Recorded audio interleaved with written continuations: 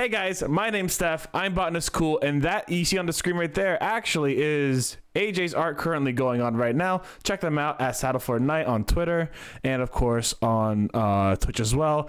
Today I am joined by Katie, who plays Annalisa Goodbarrel, Kelly, who plays Wiggs, and of course Noelle, who plays Tucker Sparrows. Y'all feel free to introduce yourselves again. Hi, I'm Noelle. Hi, I'm Katie. I'm Kelly. AJ, I believe in you. You can do this. I don't know if my whispering's getting through, or if AJ's not I hear in there. you. Are they on mute? Did you mute just AJ? I don't think I muted AJ at all. No, I died. Maybe. Oh, there they are. There it is. Oh, sorry about that. You're good.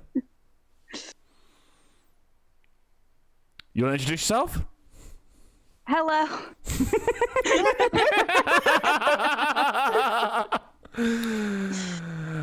And we're here to talk about D&D, answer some questions you guys might have. If you've been listening in on the Fantasy Cool, if you're listening on Fantasy Cool, we will be able to answer some questions, of course, about D&D itself, our campaign, and what we feel, think about, and what we love about D&D, or what we hate about D&D, because in all reality, there's plenty to hate about D&D. I hate the maths. You hate the maths. I hate the math. Yeah, fuck math. What we feel, I think mean, about, and what that's we love pretty about fair to D&D. be mad at the mechanics for that. Like, Yeah. I just want to verbally roleplay. I've had enough of maths. 50-50 shot. Did I get it or did I not? I'll flip a coin, thank you. Okay. Oh god, can you imagine a game system only on a coin?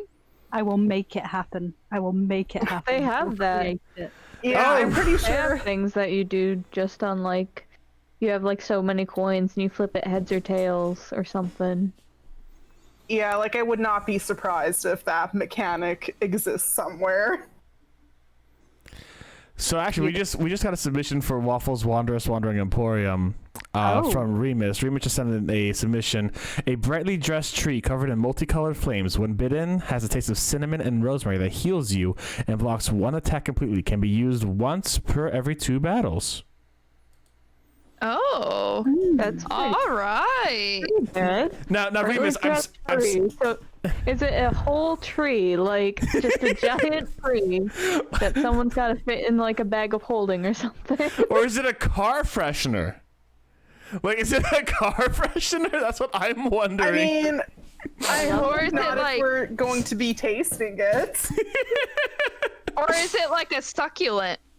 Ooh. Oh, like a Like a little succulent size. bonsai. A bonsai tree?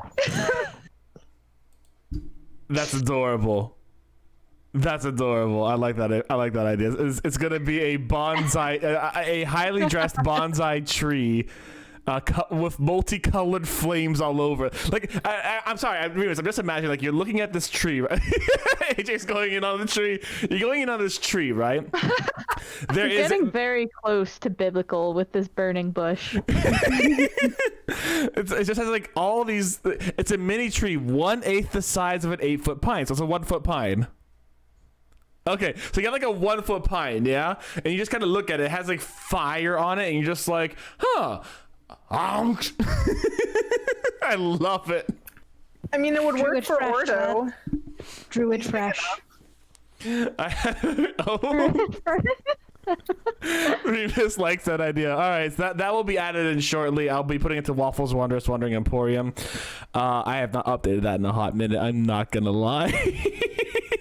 Yeah, I think I submitted something like privately ages ago, and I haven't checked if it's in there. Spoiler alert. No. Not yet.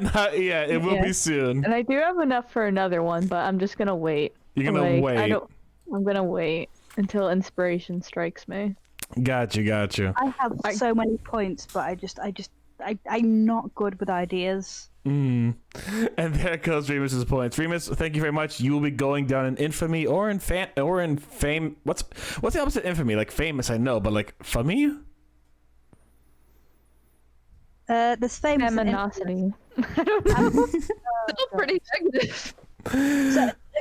So the typical saying is you'll go down famously or with infamy, I think. Okay.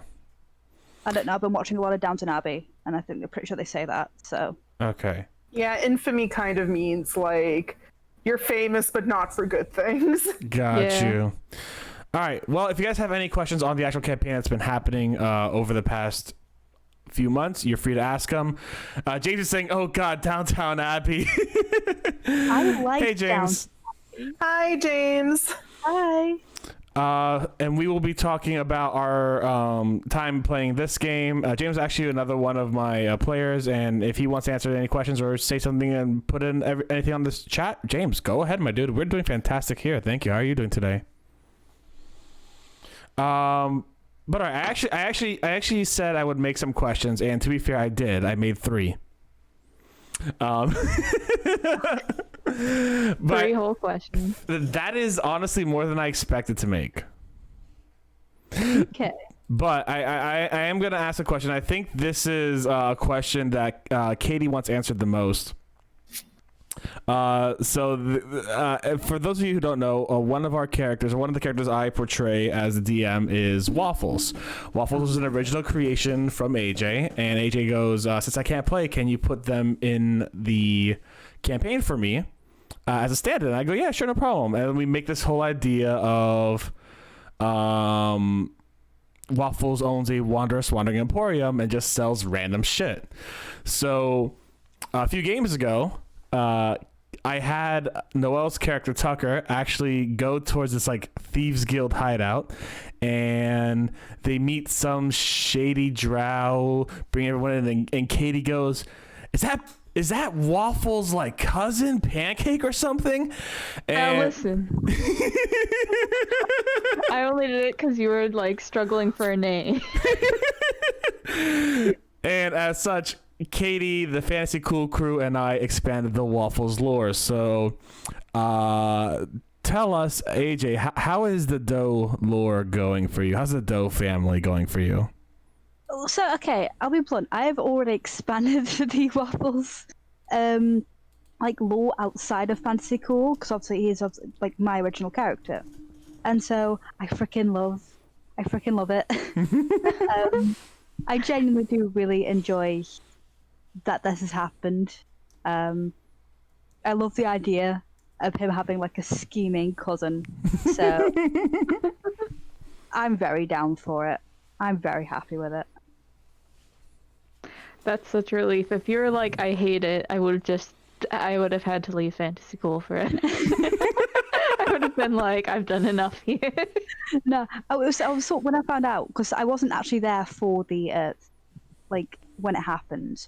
So I'm sort of like, Steph, how dare you? And I'm like, nah. Okay, I can make this work. We can make this work, Steph. So we ended up coming up with a lot of canon in that night. That will be revealed. Oh That's God. so exciting. I've heard a little bit of it, but I'm excited. I should say terrified, but in truth, I'm not. It is Annalisa who is terrified. Wait, what have I told you?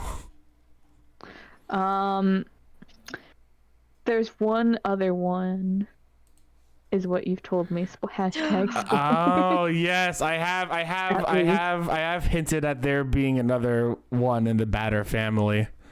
Only one. I mean, for now, who knows? I mean, I know more than that, but we do, spoiler. Have I told you? I don't think I've told you more than that. You've told me. I'll just put it here because I don't want to spoil our lovely viewership. All right, fair enough. We've Steph got ruined it. waffles, pancakes, and crepe. I will say crepe is not the name we went with, but there is another individual who is definitely in the Batter family. But I do kind of love the Batter family as a whole because from how AJ and I decided to really bring their canon up is that everyone has like kind of their own specialty and their own unique personality and also like their own unique family dynamic that kind of come And their own pet. and their own pet, of course. But they're kind of hilariously over or under exaggerated on most points, and I love it. Well, I hope that we collect them all. I do not see why you won't be able to. I'm excited to I'm excited for when the next character gets revealed. Put it that way. I will say that will be the next game. I do have their intro ready. Oh no. Annalisa's gonna suffer. She's leaving the Wizard's Chalice. There's gonna be another waffle. It's gonna be a bad time for her. It's like the SpongeBob meme. You're Squidward, you're Squidward, you're Squidward, I'm Squidward. That's all waffles. There we go. Druid fresh, right there. Ooh. That's the item. It needs a multicolored flame now. Oh, it needs to be on fire. Yeah. God damn it, Steph. Hey, don't blame me. Oh, not Blame just Remus. a flame. It needs to be on fire. Blame Remus, not me. There, yeah. I don't know how. Oh god, yeah. I don't know how to make fire. I'm not that good of an artist. I guess we're gonna see it happen live. Oh, multicolored flames like ornaments. So it's kind of like little like spirit ball flames, Oh, that's like cute. ornaments. No, it's going to be on fire, Steph. Multicolored fire. On fire. Ornament fire. Remus is just like, yes, fire. I'm the artist. I get to choose what crayon colors I use. Beautiful. I do actually love the crayon. I told this to AJ already. I love the crayon use in what's it called, Clip Studio Paint. I love the crayons in Clip Studio Paint. I really do. They just look fantastic for me. Actually, it's an SIA. Most of the crayon use you've seen is an SIA. So. Well, even I've used the one in I forgot what it's called already. CSP. Yeah, whatever. Yeah. Well, I don't know which one you're using now, but hey, I trust you. We don't care. We don't care. We don't. The fire is made out of ornaments. The ornaments are made out of fire from Quinn there. Beautiful. Oh, I look at that. So yeah, that waffles and the expanded lore waffles is definitely a loved part, at least for me and AJ for sure.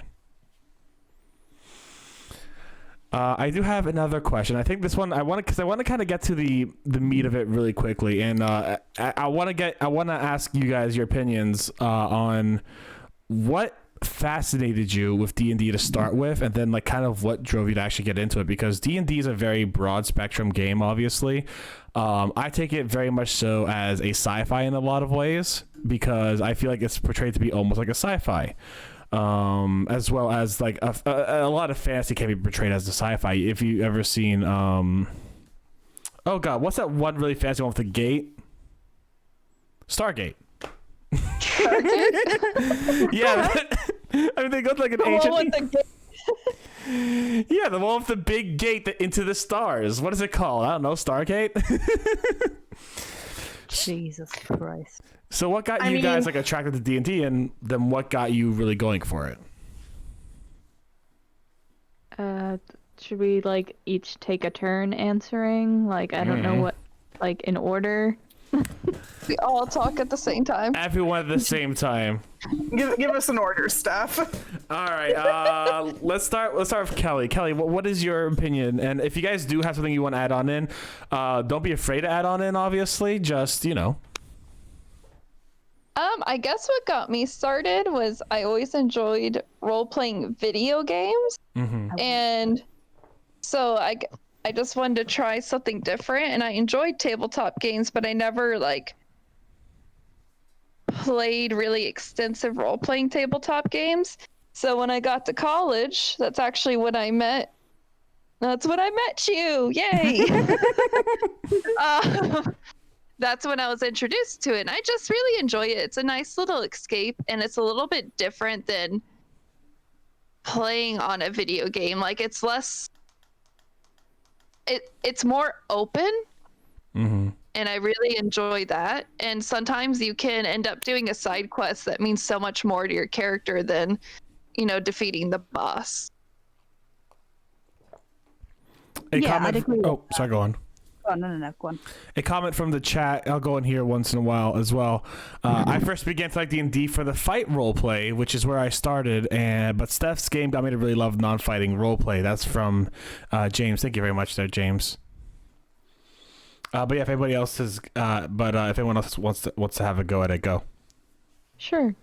So technically, the first time I played it was in college, but I don't really count that. It kind of flopped after one game, and the DM wasn't super cool, unlike Steph. I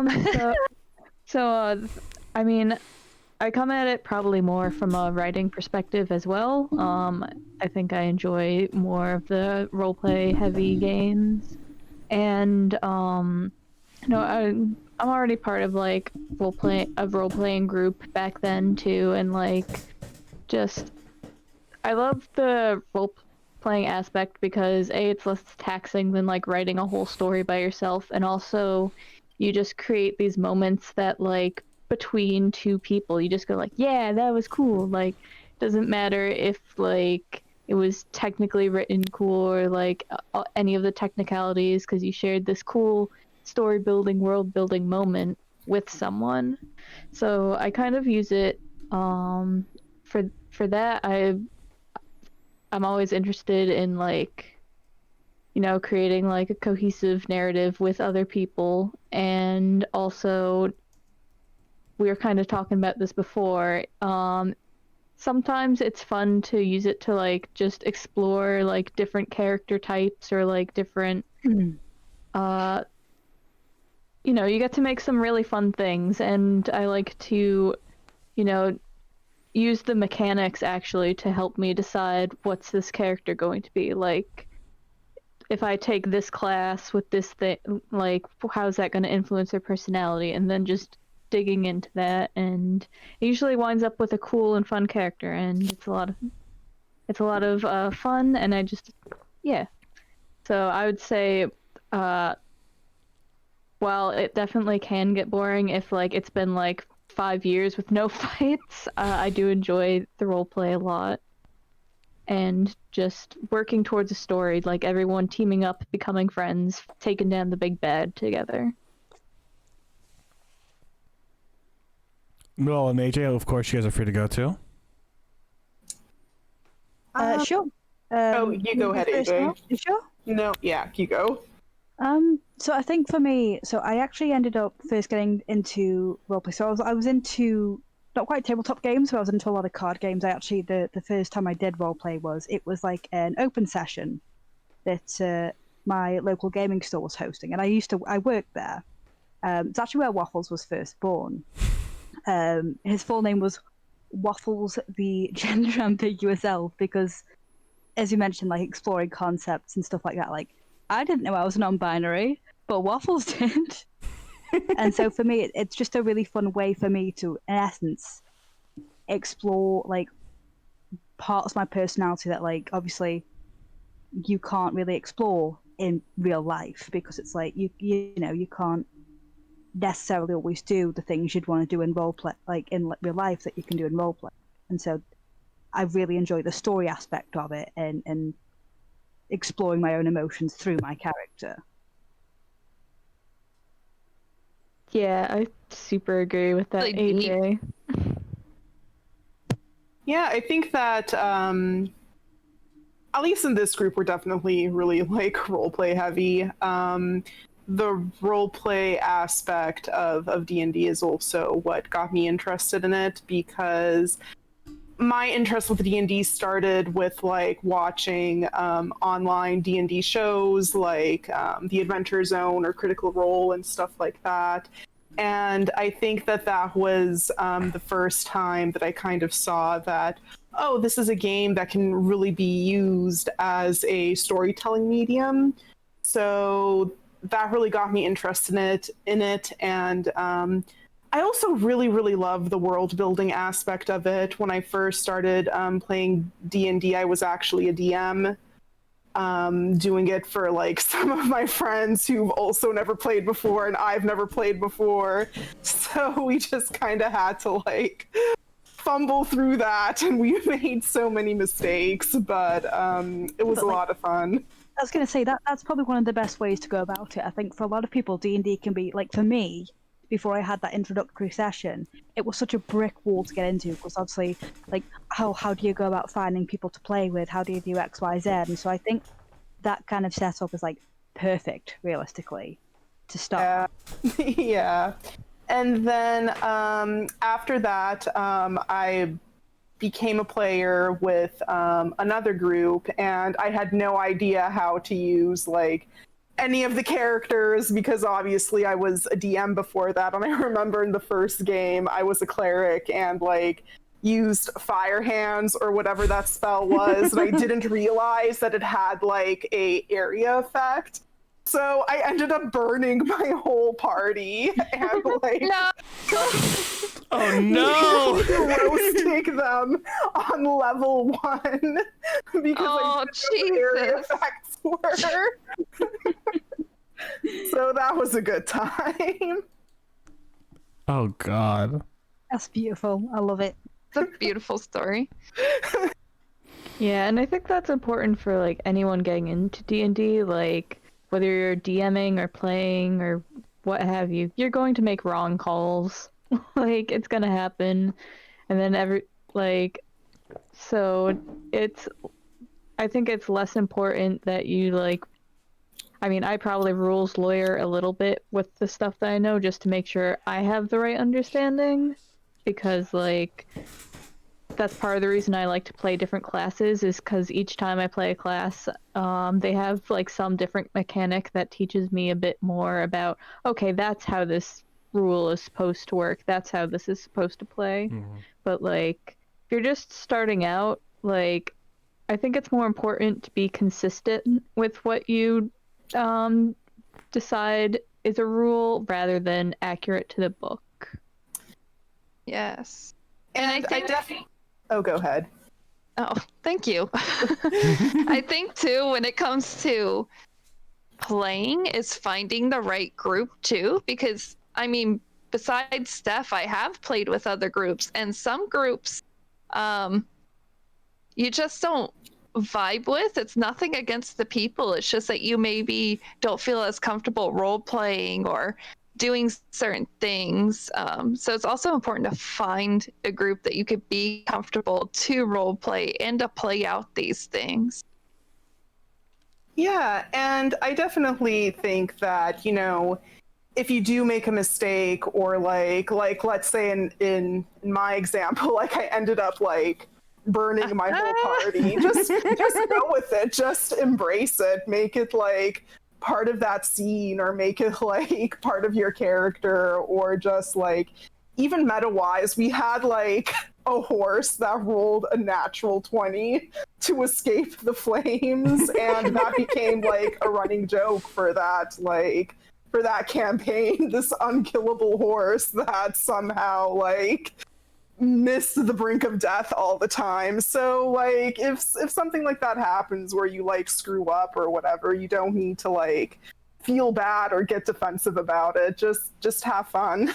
Have fun with it. I'll say my introduction was a lot like Remus's. Remus said that they got introduced via like a group at school. I got introduced in the same way. One of my friends way back in the day decided, hey, we should play D&D, but we should play Pathfinder because Pathfinder's better. I'm like, It's not. Second edition definitely isn't. I agree with that. First edition depends on what you're looking for.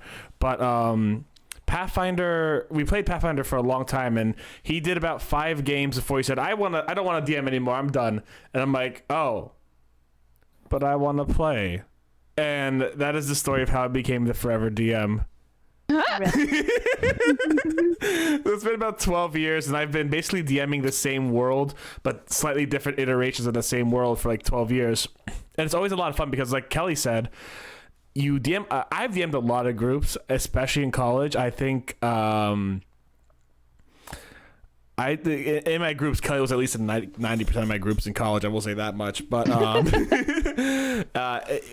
when I DM'd, it was a lot of fun. No, it's not that I haven't played since then. I've never played consistently since high school. There's been a few times I've played, but as a player in some other campaigns, I've felt really, and AJ knows my gripes with these, and I won't go into too much detail, but as a player in a lot of other campaigns, I feel very consistently, there are some aspects of it that I'm just, in the other games, I'm just not a big fan of, and some characters that really kill the mood for me from other players, so I always make sure that I try my best to work with the DM, and some of the DMs are fantastic in their own right, but sometimes I just don't vibe with it, and as I'm saying, like, I can't develop my character in some ways in certain other games. Though I recognize, like, for where I need to grow as a DM, and this comes to also like the playing the rule thing. Like, I'll give examples. As a person who's played for 12 years, just 2 days ago, Katie taught me some rules that I did not know, and it was some basic shit like how do you make your passive perception and your AC. Well, because Steph finally let me play a level 20 character and take a bunch of and apply the home rule feats to him. So now that character has extremely overpowered passive perception. A passive perception of 30. It's amazing. Yes, his passive perception is 30. None of you can steal anything from him. Waffles will try. Good luck with rolling a 30. But overall, like, you're gonna learn a lot. You're going to experience a lot playing D&D, and I think that if you're getting new into it, just realize you're not gonna know every rule. Even if you've been playing for 12 years, even if you've been playing for 3 years, even if you've been playing for 5 minutes, you guys are pretty much on the same even playing field for most of it, in all honesty. And as long as you keep helping each other out, understanding stuff, and communicate, it'll be all good. I was just about to say, don't play with people who think they're better than you. There you go. Yeah, that's a good one. That's a really good, solid rule. Don't play with what? People who think they're better than you. Oh, yeah, sure. God, yeah. So on that conversation that AJ brought up, what are some what are some red flags for you guys? In appropriate detail, obviously. What are some red flags for you guys when you do join a D&D session that you just, for you personally, it's just not something, it's not a D&D game that you will vibe with? Okay, I'll say this. Sorry, go on. I was just going to say that, like, first thing that turns me off at the table is if anyone, either DM or players, are just too self-absorbed or just want to tell their own story without wanting to cooperate with any of the other players, I guess. Like, they're not interested in getting to know your character or, like, getting to know you, or just, like, only pay attention when, you know, their character's in the spotlight or whatever. That's, for me personally, that's a red flag that I'm probably not going to enjoy my time there. I would say a red flag for me would be, why don't you already know your move? So a lot of times when you have an encounter, once you roll initiative, sometimes you're like, what am I going to do next? And if you try to flip to a spell page and they're like, why are we waiting so long? I get so mad. Like, what about the sorcerer right next to me? He's going to be flipping a while. So there's that. Like, that really turns me off so much. It's like, dude, give them 1 minute. They'll have it. Honestly, like, we don't all have axes to just throw at people. Like, calm down, son. Calm down, son.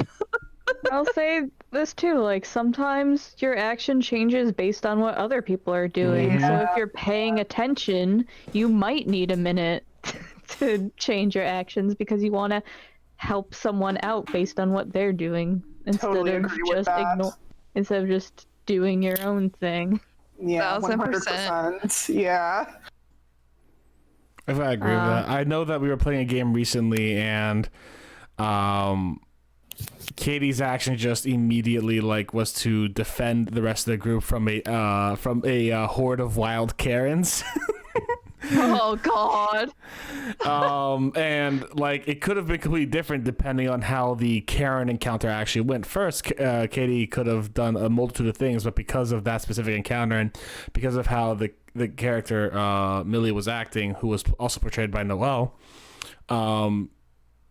Katie decided she wanted her character to do this thing at this time. And honestly, as a spellcaster, you're going to have a lot of things to read through. And even as a player, like I'm playing a Cavalier fighter right now, there's a lot of things I could do, including putting marks for advantage on other individuals and putting disadvantage on other individuals as a protection, almost like a protection fighter in the fighter rulebook, but not quite.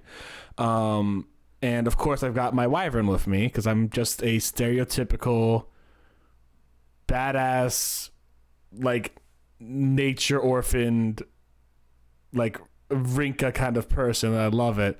Just riding a wyvern, and like there's still a lot of decisions to make, even if you're a simple quote unquote class like a fighter or a barbarian. There's never a. It's always about patience. Be patient, listen to everyone else, and understand what's going on. Yeah, I mean, I definitely think that there's a difference between, like, you know, the person trying to, like, understand their spells and, like, the person who's, like, just not paying attention and not knowing what's going on, and that's why they're taking a long time. Mm-hmm. Yeah, that's a completely different thing. Mm-hmm. Yeah. Yeah, I don't think there's anything wrong with double checking things before you make an action, or like deciding you want to do something different based on what someone else did. Yeah. For sure. So, back to the original question. I don't know if I have a lot of like red flags exactly, because the one session that didn't turn out well, I wasn't super bothered by, but like there was a lot of things that happened outside of that session that were just bad. So again, know the people, like either know the people you're playing with or be introduced by someone you trust, and you'll probably have a better time. There are, however, I wouldn't call it red flags, because red flags is like a warning sign. I'll say that, like, you know, everyone has like certain games they vibe with more, like certain thing, like just even on a variation with a wonderful DM like Steph, like there'll be certain games where I'm like, all right, this game is going to be fun, it's just not going to be one of my more favorite ones. So I'll say that sometimes there's games like that too, and that doesn't mean it's bad, it just means like if you get those every once in a while, like that's going to be a normal thing that happens as well. And like eventually I think you'll discover like, oh, I like these kinds of games a bit more than how these usually pan out. Yeah, definitely. Like some people love combat, some people love roleplay, and that's just one different type of game that people like. I Yeah, exactly. agree with that. There's as a DM, it's a very if you decide to DM, one thing I'm going to recommend, and one thing that I haven't done that I'm going to do, because of my overconfidence in the past, I've actually strayed away typically from modules. I like original content, but like, especially if you're getting your feet wet for the first few times, definitely use some modules or pre-made material, because it helps you understand how to really balance games and have a lot of fun with them. Don't get me wrong. If you want to do original content, do that original content 100%. But definitely do some practice sessions with modules or more standard, quote-unquote, standard games, or even just some of the free online content you'll get, because there are dungeon creators out there that will give you really cool dungeon ideas. And ever since I started using the dungeon creators for the Fantasy Cool map, as well as some other resources, it's been like, yeah, I should really delve more as a DM into some of the more modular classic stuff. Like, I'm never going to go full dungeon crawler. I highly doubt I ever will. But like, I've recognized that I'm missing a whole aspect of DMing that I kind of ignored, that I really should be experimenting with more often. So like, even as a DM, I went back 2 questions. I went back to like what to learn. I just went off the question of the red flag entirely. That's all relevant. It's all relevant. I kind of want to make that's a red flag. Red flag, your DM uses modules. No. Modules are fantastic, but like, I guess as a DM's perspective, the biggest red flag you should have when it comes to players is the lack of willingness to communicate. Of course, every player brings something to the table. Oh my god, yes, though. Like, something that's really important, not necessarily as a red flag, but like, this is supposed to be more of a red flag if you're interested in being a DM. If someone is if they don't communicate with you, if they turn up late and don't tell you why or try not to tell you why beforehand, they are going to be a problematic player who messes with your campaign, especially if it is story heavy, because, you know, for example, I'm currently in a campaign, I'm the plot driver, right? And so if I don't turn up, we can't really have a session. Whereas like sometimes like we have this one player who just like does not turn up, and it's fine if you can't make it.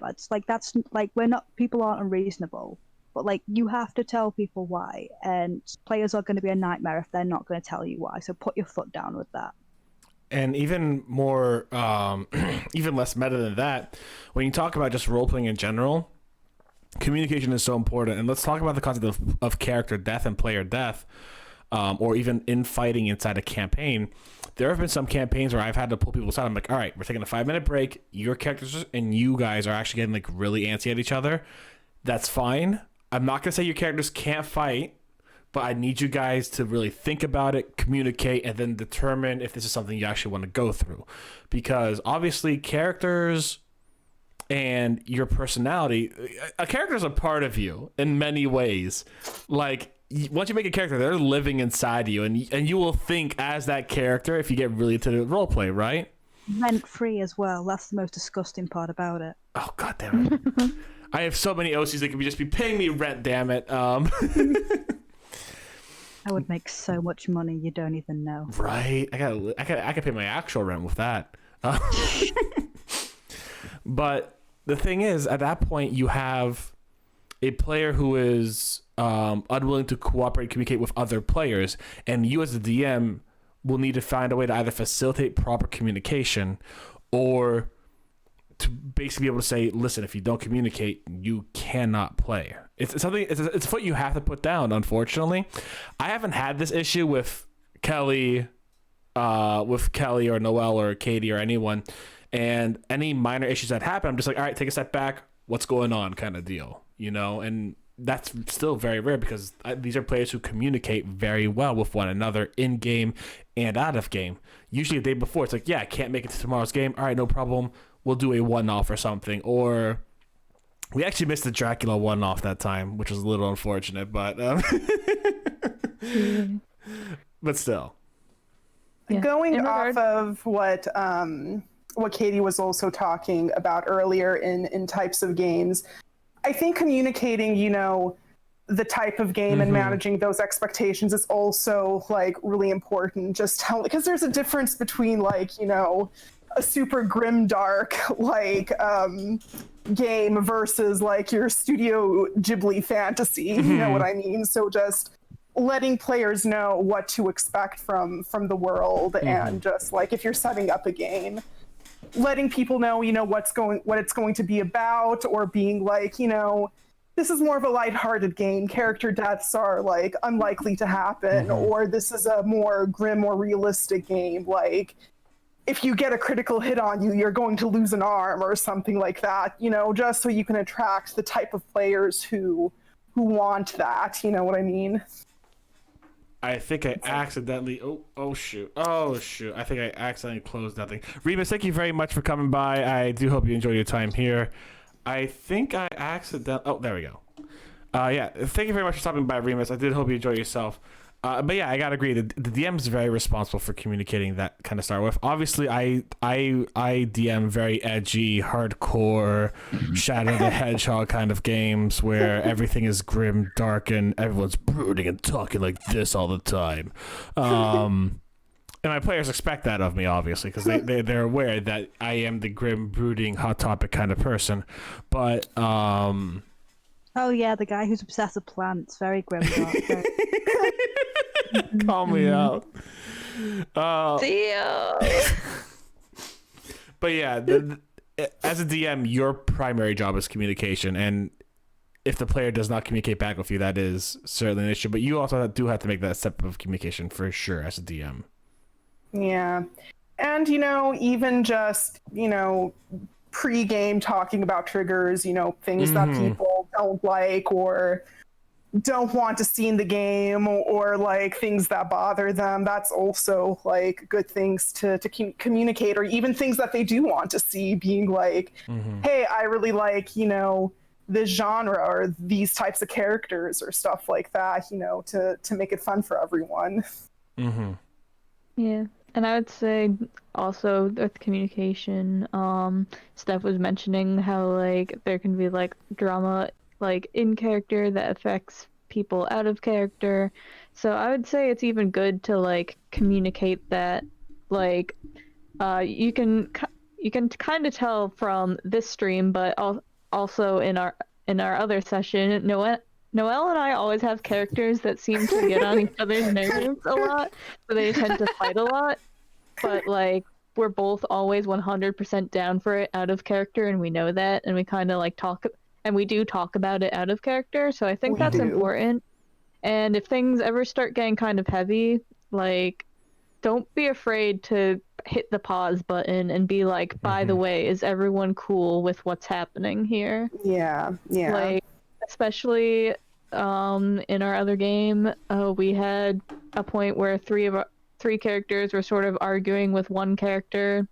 So at one point we did hit the pause button and we were like, by the way, this isn't an attack on you. like, you know what I mean? So Yeah. Like, I feel like it's important to stop and make sure everyone's on the same page so that you don't accidentally, make someone mad or alienate someone, and give them that opportunity to say like, actually I'm uncomfortable with this, or actually I'm getting kind of heated about this. Yeah. And just being, receptive to that kind of feedback too. Like if somebody's just like, hey, I'm actually not cool with this like dynamic going down this road, like don't force it, like step back, don't be like, but that's what my character would do. Like if your character is doing something that's making somebody else unhappy, then you need to take a step back from that. Yeah, it's like the most cringe thing you can do. Like people think dead, but no, that's cringe. Yeah. But it's just a game, man. Oh, I want to punch people when they do that. It's like, yeah, well, they're also humans with feelings, so let it go, man. It's a game, so make it fun for everybody. It's not just your game. It is a cooperative storytelling experience for sure. I think that's something that some people do forget, but like I'm really glad that this group in general is just fan-fucking-tastic with it. Holy shit. It's amazing. I love y'all. Y'all are fantastic role players. Thank you very much for being my players. You're welcome. We love being your Except AJ. You're welcome. That was beautiful. You know what else is beautiful? I'm sorry to take us off topic, but the Botanist Cool, like the logo in the background, like makes Steph look like it's a cowboy hat on occasionally. That's it. Does. That's all I had. That's all I wanted to. I've been wanting to say that for a while, but like the conversation's heavy. The conversation's heavy. Please input an actual cowboy hat over your head. You have that power. I wish I could actually do that. I don't know how. You literally open the file in OBS and then move it onto top of your head. Like... Yeah, but I'd have to find a PNG. That would take like 45 seconds. Oh my god. God bless. I do also. I thought you were gonna bring attention to our favorite waffles up on the screen there that you're drawing right now. Oh, nah, I've just been vibing. I love maple. Oh, she's drawing Maple there. Oh, look at Maple. Maple! No one believed me about Maple. No one believed Wiggs. But wait, what did Wig say about Maple? I said a talking mouse, or like, I said something about a mouse, came up and gave me this flyer, and everyone was like, yeah, she's batshit crazy. Extra funny because they literally live in a magical world where talking animals or animals doing things like that is probably not very uncommon. You literally have a furry in the party, but apparently a mouse talking is too far. I was like, a mouse came up to me and gave me this flyer. No, it didn't. Okay. Oh, it's beautiful. Wait, do you say what do you say we literally have a what in the party? I just didn't hear. A furry. A furry. Oh. Ordo. I was like, who's the furry? Yeah, he doesn't even have fur. Hello, I'm the furry. Of course he has fur. Oh god. He's gonna die when he hears this. Oh, it's just, I'm spitting straight facts though, and that's what no one wants to really talk about. AJ keeping it real. Thank you for the reality check there, AJ. You're welcome. I do love Auto, but also, gotta be real. Yeah. That is the truth. One day I'll play a tabaxi and then I'll have to deal with those jokes forever. What was it in the video you sent said like there's 3 people who play tabaxi, people who are furries, people who want to be an anime cat girl, and people who just want the stats but they're all liars. They're all liars. They're all in group 1 or 2. Let's be real. Yeah. So which group are you in, Katie? Probably group 2. Okay. Fair enough. If I had to choose a group. Mm-hmm. You could have kept it ambiguous and said group 3, so all we know is that you're a liar. But which kind of liar? I'll say I was group gonna 3. say group 3. I mean, I don't care about stats ever, so What have you done? What have you done to the stream? No, that was you, homie. It's thinking what you. It's thinking what was you shared. I was not like. I do not know why it was like lock layer. Like I did not do that. I do not know what that was either. Sometimes it'll take like. Sometimes Discord, because you're streaming this through Discord.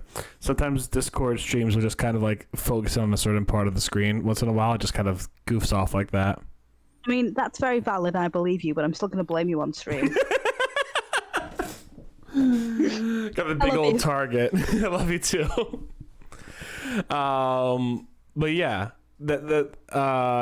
no. I'm gonna say I'm group 3, just so you guys have that aura of mystique there. You know, like very off topic, but like to talk about fairies. So I was always too scared to play the cat, right? Like the Khajiits in Skyrim, because I didn't want people to think I was a fairy. Oh my god. Accurate. You know, that's some honest truth right there. Like, oh, I want to have a nice time. I want to have a fun time. I can't play that one though, and I can't play the lizards either because then I think I'm a scaly. Do you have anything to tell us there, Kelly, with the scalies? Oh, you know what? I love playing some scalies. You know what? It was to help. It was to help bring me to the furry part. You know. You are a braver and more like braver and more courageous person than I, and I respect you for that. Oh, beautiful. Very brave. My next character is going to be a Kenku, so I don't know what that makes me. Is that a feathery? Feathery. You like. I was gonna skip a step. It should be like scales, feathers, then fur. Mm-hmm. You went right for the feathers. Alright, we'll see where that takes me. I'll fill you in like 10 years. 10 years? It does make me wonder what Ordo is, because don't elephants just have like skin? I mean, they've got like hair and fur, don't they? Yeah, they have like the down on the end of their toe. Yeah, they have no hair all over. Surely, like hippos have it all over them. Oh, like peach fuzzy type stuff. Yeah, like I mean, Ordo's people probably have covered in that peach fuzz. too. Oh my god, now I'm gonna think of Ordo as a giant peach.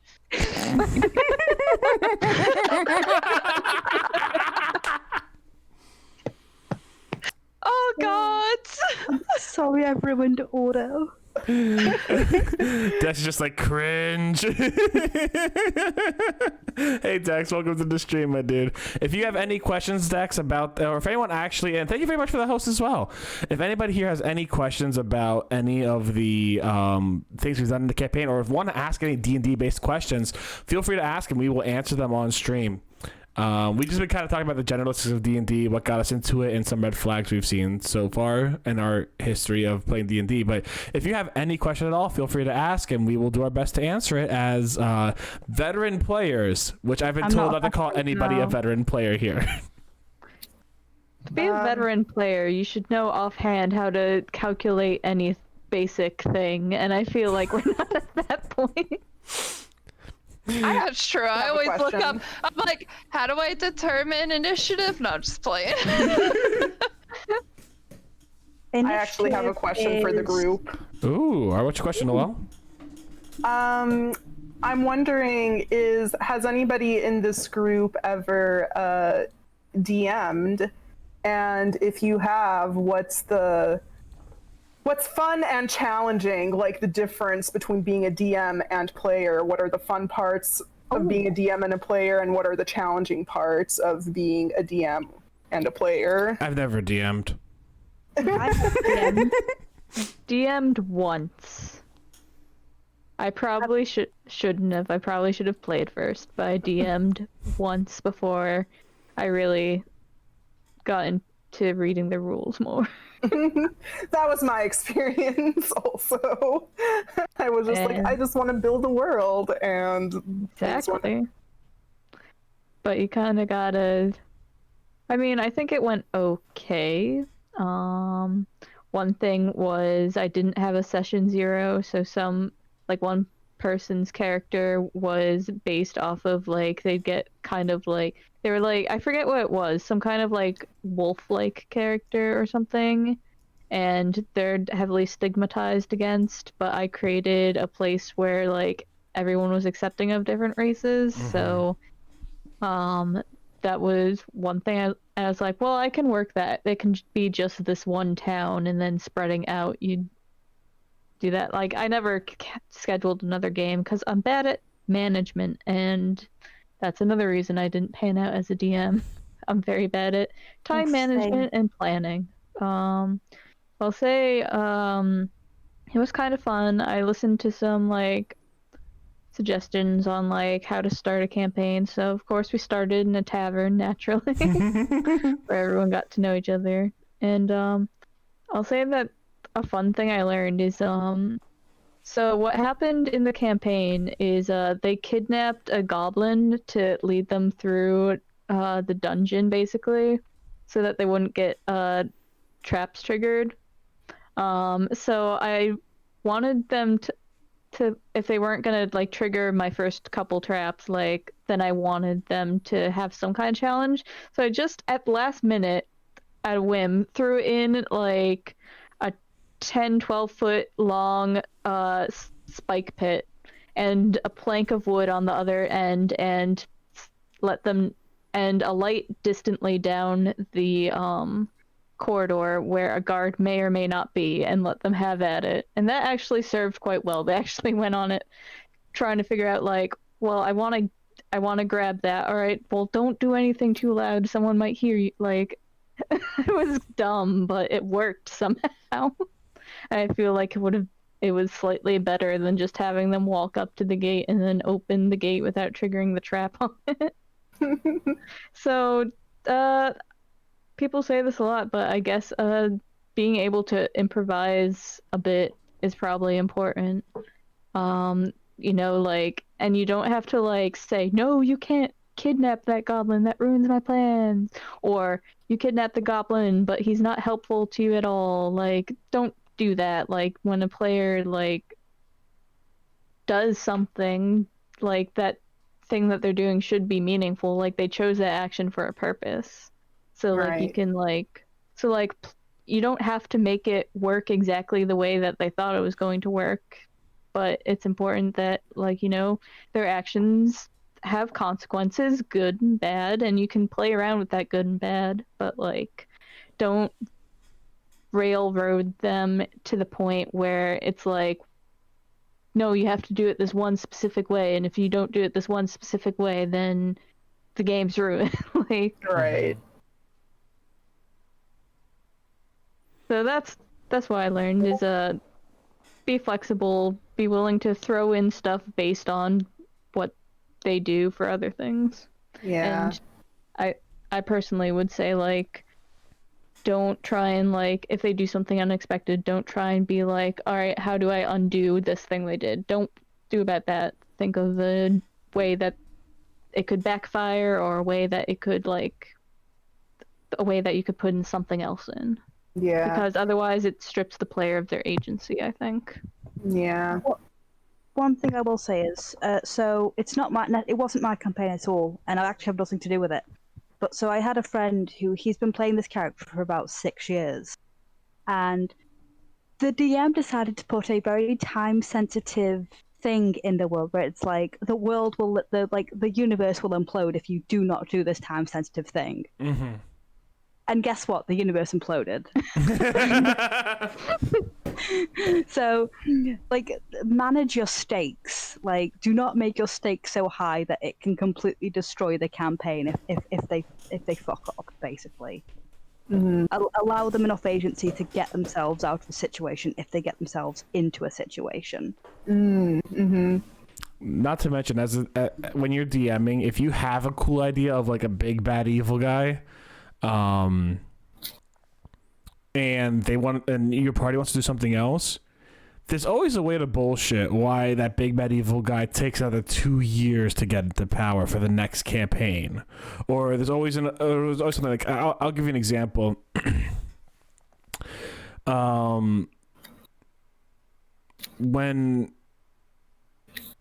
When we talk about choice and we talk about how things go, I had this envisionment in one of my first games on how there was going to be this big war between the Empire and the Guild Republic, right? The Guild Nation.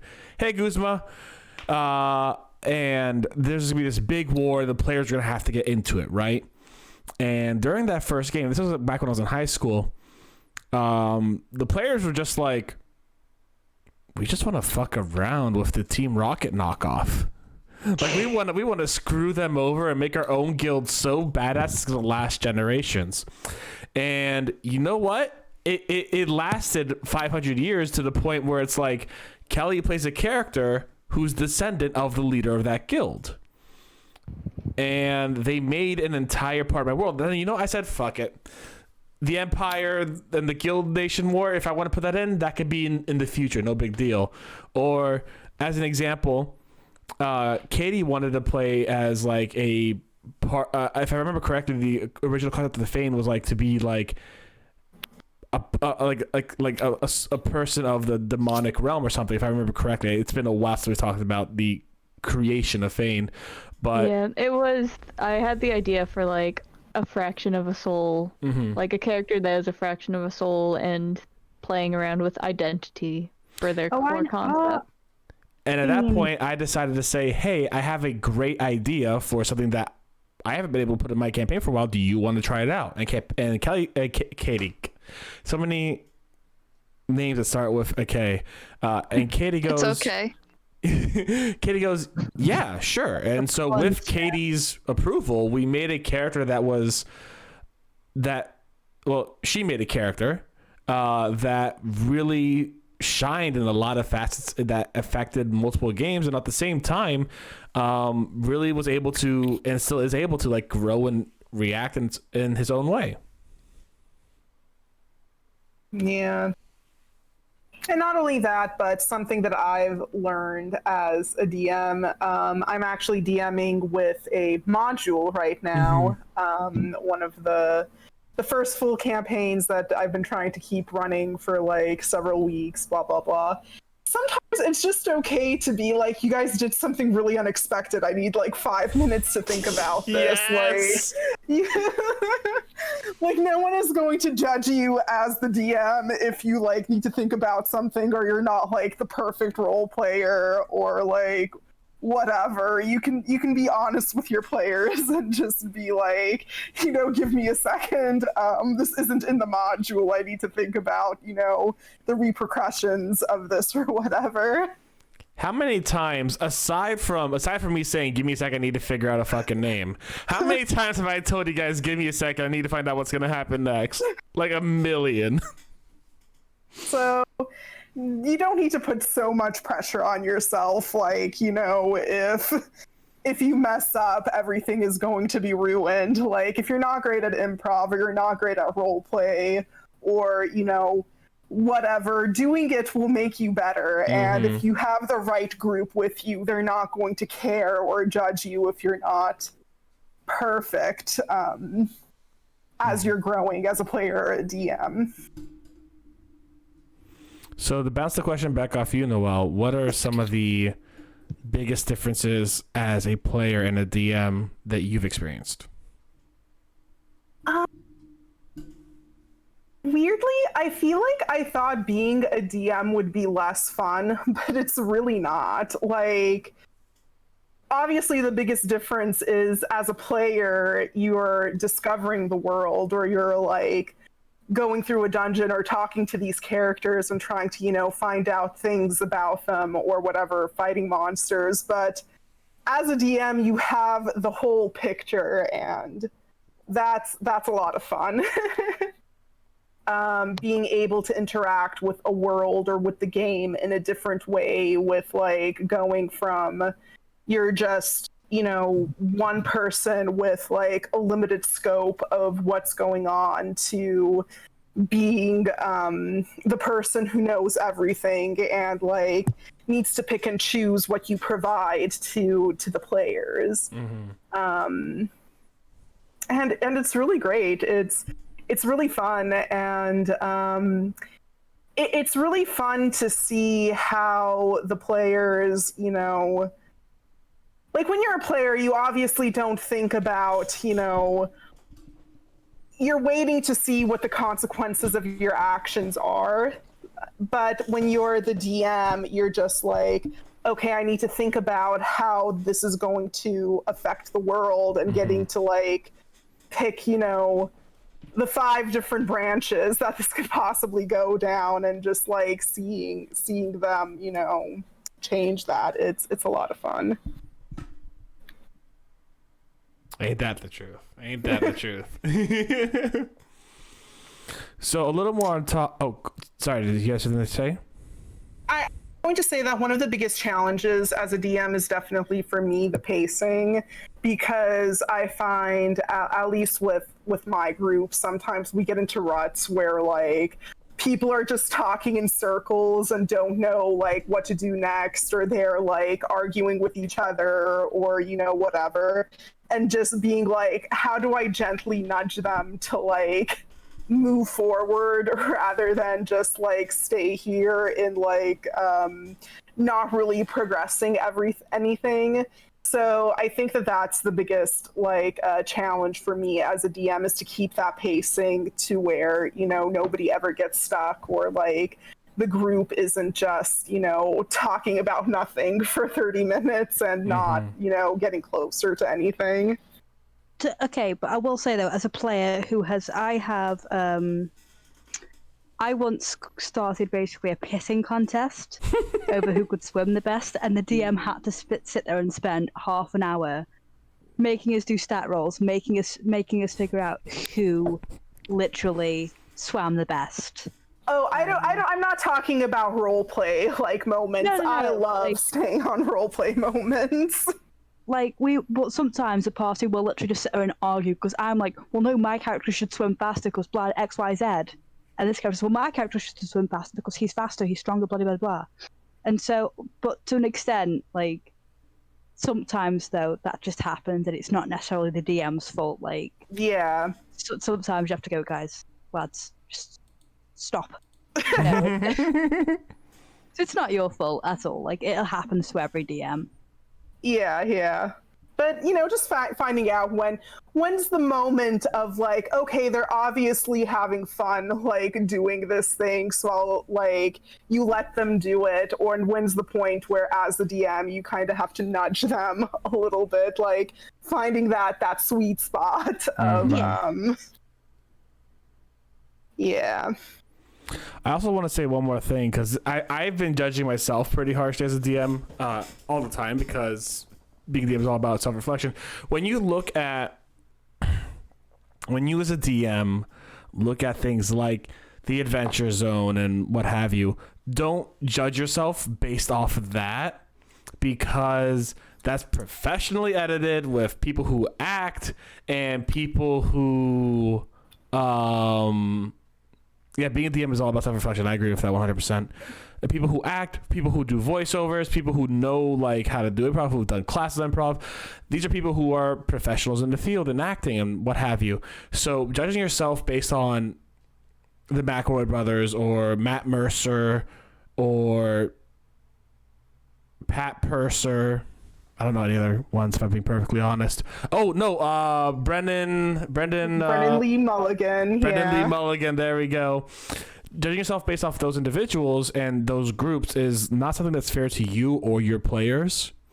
Recognize that you're likely a student or a person working a job in the botanical garden or a I can't believe you just doxed yourself. Oh yeah, got it, guys. I didn't even tell you all it's a botanist. Holy shit. I'm sorry. Yeah, or you're someone doing this as typically a side thing. Like you're with your friends trying to have fun. You do not need to be a perfect Matt Mercer, Brendan Lee Mulligan, or McElroy at all. Have fun, enjoy yourself, learn from your mistakes, of course, and make an engaging game or be an engaging player. And I think that's the most important thing. Definitely do not judge yourself, because I know I for a little while judged myself based upon the Adventure Zone, and I'm like, and then like a little while I'm like, wait, Steph, that's fucking wrong. Don't do that. Yeah. I feel you, Steph. Can I make a better suggestion? Yeah. Just have fun. Yeah. Yeah. Like, because you're like, I can't remember what you just said. You literally just said it. I have the memory of a gnat, but like, just sod all that nonsense. Literally, just have fun. Mm-hmm. Like like, it's a different kind of fun. The stuff that you see that people like the Adventure Zone and stuff, that is specifically edited and created for people to have fun to watch. There's a very different, it's a big, massively difference than, other things. So yeah, I agree with you, AJ. It's like a completely different vibe when you're playing a game, that's going to be uploaded and edited or whatever, and when you're playing a game with like your friends and it's just like, the 2 or 3 or 5 of you, together in a room, goofing off for a few hours. Throwing dice at one another and eating gratuitous amounts of pizza. Yeah. Yes. But man, I like, want a live session one day. it's like my current game is a nightmare. It's set in in a literal plague era. And it's like, you've had to hold someone up at gunpoint because you didn't know if they had the plague or not. And I'm crying, my character's crying because we've been emotionally traumatized. And that's fun. That's the real fun. That's a quote. Yeah. I mean, I think that's also a great point, is when you're starting out a game or when you're playing a game, like, don't be afraid to be the person who's just a little bit extra, because I feel like that helps bring the other players or like the DM or like, whoever out of their shell. I think that if you're trying to like do a role play heavy game or whatever, like be the person who does the silly voice or be the person who like, does the weird thing, in character or whatever, because that will help other people also become invested or maybe become less shy about doing the voice or like doing these like actions that contribute to the story rather than whatever else, the perfect game or whatever. That's one reason why I introduce Sir Jerome pretty often. Sir Jerome is a character who my friend created, but I stole, like I did Clem. You like to steal a lot of characters. I do steal a lot of characers, yeah, but I make up my own eventually. Listen, it's what's the word it is? It's not common law. It's theft. No, wait. when a character goes into the common law, what is it called? Copyright? Yeah, Disney's trying to like make it so that their characters can't. Yeah, anyways, besides the fact that Disney really sucks sometimes, and I'm really pissed off at Disney 90% of my life. But so like Sir Jerome's this big boisterous guy who always is just like, "Hi, it is I, Sir Jerome, the most lawful man in all the realm. I am here today," and you know, goofy off because like as a DM or as a player, having that little bit of like, as Noah said, that little bit of extraness is just so much fun sometimes, and like sometimes the reactions, like I've got a reaction for Sir Jerome like, "Oh my god, his butt is so waxed and there's a stick up it, you could hear it squeaking." You know, that's what I've gotten from some players. Other players are just like, "Oh my god, I want to kill this man," and other players are just like, "He's amazing, holy shit." You know, it's the funniest thing because like you get these like you get this really big reaction, at the same time you get a lot of interest and or disinterest that makes a lot of interactability. Yes, personally, I love Sir Jerome. One of my characters, not a fan, because they're Fane, actually, not a super fan of Sir Jerome. Ever since Fane was like, I think, like, Fane didn't always used to speak so well, so he kind of brought over Sir Jerome when there was like danger, because he's like, "Oh, I should go get someone more powerful than me to help deal with this." Then Sir Jerome goes up to the door, knock knock, like, "Hello, it is I," and Fane is just like, "I hate this dude." You were trying to sneak in, right? I remember this one. You were trying to sneak into a door and you bring Sir Jerome. And Fane, from that point on, Fane decided all paladins are just the worst. Classism at its finest. To be fair, all our party was later joined by 2 other paladins, and one of them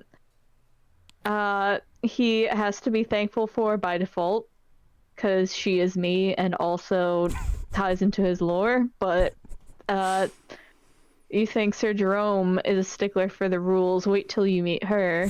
Some of you already have, but she's a little bit different. And then there's another paladin who was very stubborn in his own way. So like it was just like there are 3 whole lawful good paladins, and Fane, the true neutral at the time, now chaotic neutral, was just like, "Oh my god."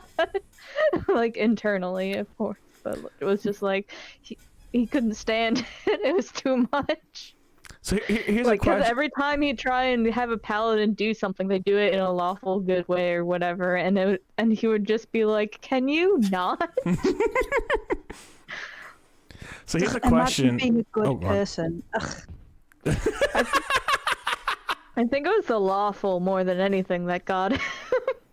Oh, imagine obeying the law.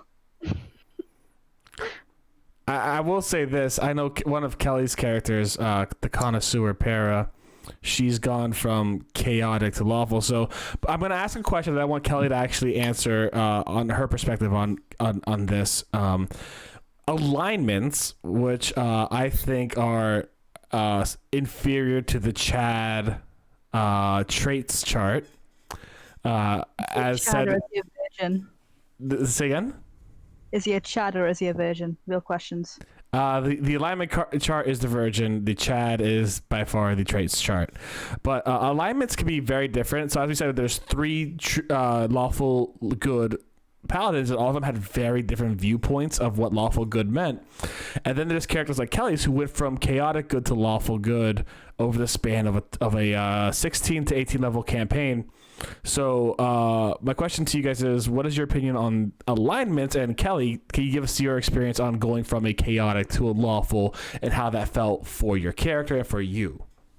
That actually took me by surprise a lot. Like, because Para was just chaotic good because she was more self-serving, but she always tried to do what was for the best. And then as she got more and more involved with the Adventurers Guild, she was like, oh, I need to pay more of a homage to this guild who's always serviced me. And then she wanted to start up her own guild again, so it's like she respected them to a point to where she saw their laws more seriously. She was like, oh, like we shouldn't break these. We should report these. It's for the betterment of everyone. So she started to see the importance of law as she grew up, I guess you could say, as she matured. Mm-hmm. And usually I always saw lawful players as like, I guess like I just saw lawful players as more government oriented or politically oriented for some reason. And I realized it didn't have to be that way. It could just be, I'm going to follow a clear rule and law that these people have in place and I'm not going to break that. It was interesting to go from like, I'm going to do whatever I want as long as it hurts no one to I'm going to actually listen to what my boss is telling me, I guess you could say. Yeah. I also found one of the more, like, for me, during Para's like growth, and you guys haven't met Para because she was part of a private campaign, but during part of Para's growth, Para actually got to meet with the spirit of her ancestors. And the spirit of her ancestor was certainly chaotic and loved art in a different way that Para loved art. And Para took a more completionist, I won't say completionist, took a more like truth to the matter, a more truthful approach. She wanted to restore the art to see what it meant, what it was for, while her ancestor spirit was like keeping the art destroyed or broken added more mystique and added a lot more beauty to it. And they had a very big difference of opinion here, and that's kind of I saw Para shifting a lot more lawful before them, but like I saw that level of, I wouldn't say lawfulness, but code and differentiation from what Para thought she was in the past. From that moment, that was really obvious for me, and I was just like, this is a really awesome evolution of Para, which she went from chaotic to lawful. Beautiful. I was like, what just happened?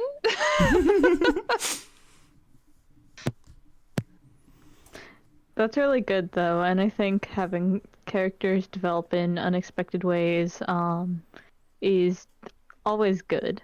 Like, you know, like whether they have good development or bad development, just having them have that development is good because it means they're like, I don't know, you're being affected by the world and the world's affecting you type of deal.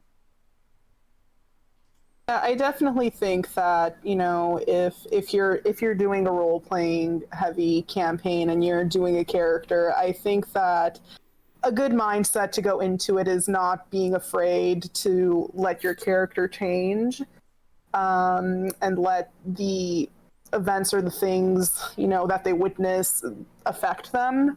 And also, if you're like playing a character for the first time, this is kind of different because this is not necessarily because of development, but if you're playing a character for the first time and you go in with a certain vision and you find yourself, you know, not enjoying that or like wanting to change things up to make it more fun or enjoyable for yourself that's okay too. You don't have to like stick to everything that you first imagined your character to be, because that can change over time, or you know, change immediately after that first session. You're just like, oh, I don't like this character at all. Yeah,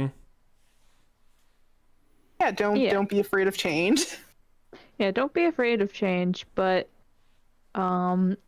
one thing is you're saying alignment's not good. I think alignment still does kind of serve a purpose in that like whether your character changes or not, it's good to be aware of that. And I think alignment helps keep you on track. Like if you don't want to be known throughout their land as an evil murder hobo, then if you put down neutral good, you like people should have something hard to point at to say, hey, aren't you acting out of character? like I would and that's obviously like an extreme case because murder hobos ruin the game for everyone. They just do.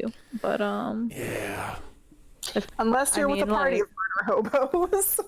Well, if everyone's playing as murder hobos together, like the only like that could still suck for the DM. But if if everyone's cool with it, then that's a whole different thing. But everyone rarely is. So but like I think it's good to like be aware of like, oh hey, does this actually match my character, or like and if it doesn't, is it a change in the character, or am I not being true to this character? Am I just doing like what's convenient for me? I struggled with that with one of my characters a lot because I actually came up like one of my characters was very lawful good. She didn't like lying, and she would not tell a lie basically. And she was very dubious about deception, which my instincts are to like sometimes you gotta finagle things a little bit. But so like one thing is like I came up with an idea. We were faced with like a demon or whatever. I was like, oh, we could like one of us pretend to be drunk and then like lure him out. And then afterwards I was like, well, that doesn't seem like a very Zolani thing to do. I mean, so I was always kind of iffy about that action. But throughout the battle, I kind of fixed it by having Zolani like try and convince the demon the whole time not to fight instead, which is very odd for a demon. And a paladin fighting said demon. Yeah, she kind of just cast like protective spells, like to help boost the paladin in the ring while constantly being like, no, don't fight, demon. Until eventually it was like, all right. Like at a certain point, Katie was like, I'm kind of tired of this. And so I had Zolani decide that this was one of those cases where she couldn't win, and for the betterment of everyone would have to take a life. But that's what I mean is like, to me it's important to try and weigh your character and sort of weigh that character development. And for some people, like it doesn't have to be like we're a very roleplay heavy group. You could just have a very simple character and not worry about it too much. But if you are more roleplay heavy, I think alignment is good at making you sort of play that character the way you had originally intended, or making note of changes. Yeah, I completely agree with Katie, where I do kind of like alignment. I think that alignment is interesting because looking at like, the different editions of D&D, the role of alignment has very much changed where, back in the first editions, being lawful meant something tangible, and it was going to actually affect your, gaming mechanics, or being good or evil or whatever was something that literally affected the way that you play and calculate things, and what are things that you could or can't do in the game. Whereas now it's mostly there for sort of roleplay purposes. And as far as my experience with it goes, and I think that a big reason why a lot of people don't like alignment for roleplay purposes is because they find it very limiting. But as we discussed, like, lawful good can mean a lot of different things. Like, just because you're lawful good doesn't necessarily mean that your character can't have nuance to them, or whatever. So I don't, me personally, I think that the issue that a lot of people have with alignment is the fact that it's very limiting. But for me personally, I don't find it as limiting as a lot of people seem to think that it is. To an extent, like, I think it's ironically people who are limiting themselves with the labels anyway. Mm-hmm. Yeah. To alignment, like for example, Waffles is basically chaotic, like neutral. Like, oh no, I don't know. Okay, I don't know what Waffles is because Waffles is also canonically a thief. That's chaotic neutral, I'd say. Yeah. Like, but like at the same time, like, he's still occasionally going to do a nice thing for the sake of being nice. Like, Mm-hmm. that doesn't invalidate his traditional sense of self, but we have to remember characters are just like people. They are multifaceted, and in certain situations they will react differently than they would traditionally. And so it's about, you can use the character chart fine, the alignment chart fine. It's literally just about, not allowing it to completely and utterly define your character. It's just something that makes up your character. Yeah. For example, my character, Bella, she's a lawful good paladin, but she did at one point decide to steal, like do something shady in order to get, like, some wine for free from a character, and, that's not necessarily invalidating her lawful good nature. It's just in that situation. She really wanted that wine. Well, it was also because it fit in line with her religion. She worships a wine goddess, so it's still in a weird way is lawful. Yeah, so, these things, they might seem very, I don't know, hard lines, but, again, I don't think that these labels necessarily mean that your characters can't have nuance to them, or that they can't, make certain decisions in certain situations and certain contexts that, that necessarily limit them. Yeah, I'd almost argue it's a fun chance to explore, what is evil, what is good, what is lawful versus what is chaotic, because I watched a while back this fascinating D&D video where it was talking about, like, all right, so you're running a villain campaign, like, how do you make your villain still a protagonist? You know what I mean? Like, or like you have an evil aligned character, how do you make that still a protagonist? And, like, one thing is, like, he was listing a bunch of different, like, archetypes, and, like, you have the anti-hero, like the person who's going to do it for the greater good, but they're doing a lot of really, really bad things, and, at what, like, if you do a lot of really bad things for the sake of the greater good, at what point is it good and at what point is it evil? Like, there's a lot you can play with, and there's a lot you can think about. And I think that alignment is kind of fun because it's kind of like you get to think about, like, your character and their actions and, like, what it really means for them, and also, like, morality, and, like, I think it's a fun way to also figure out your own morality. Like, you get to play out these fun situations, like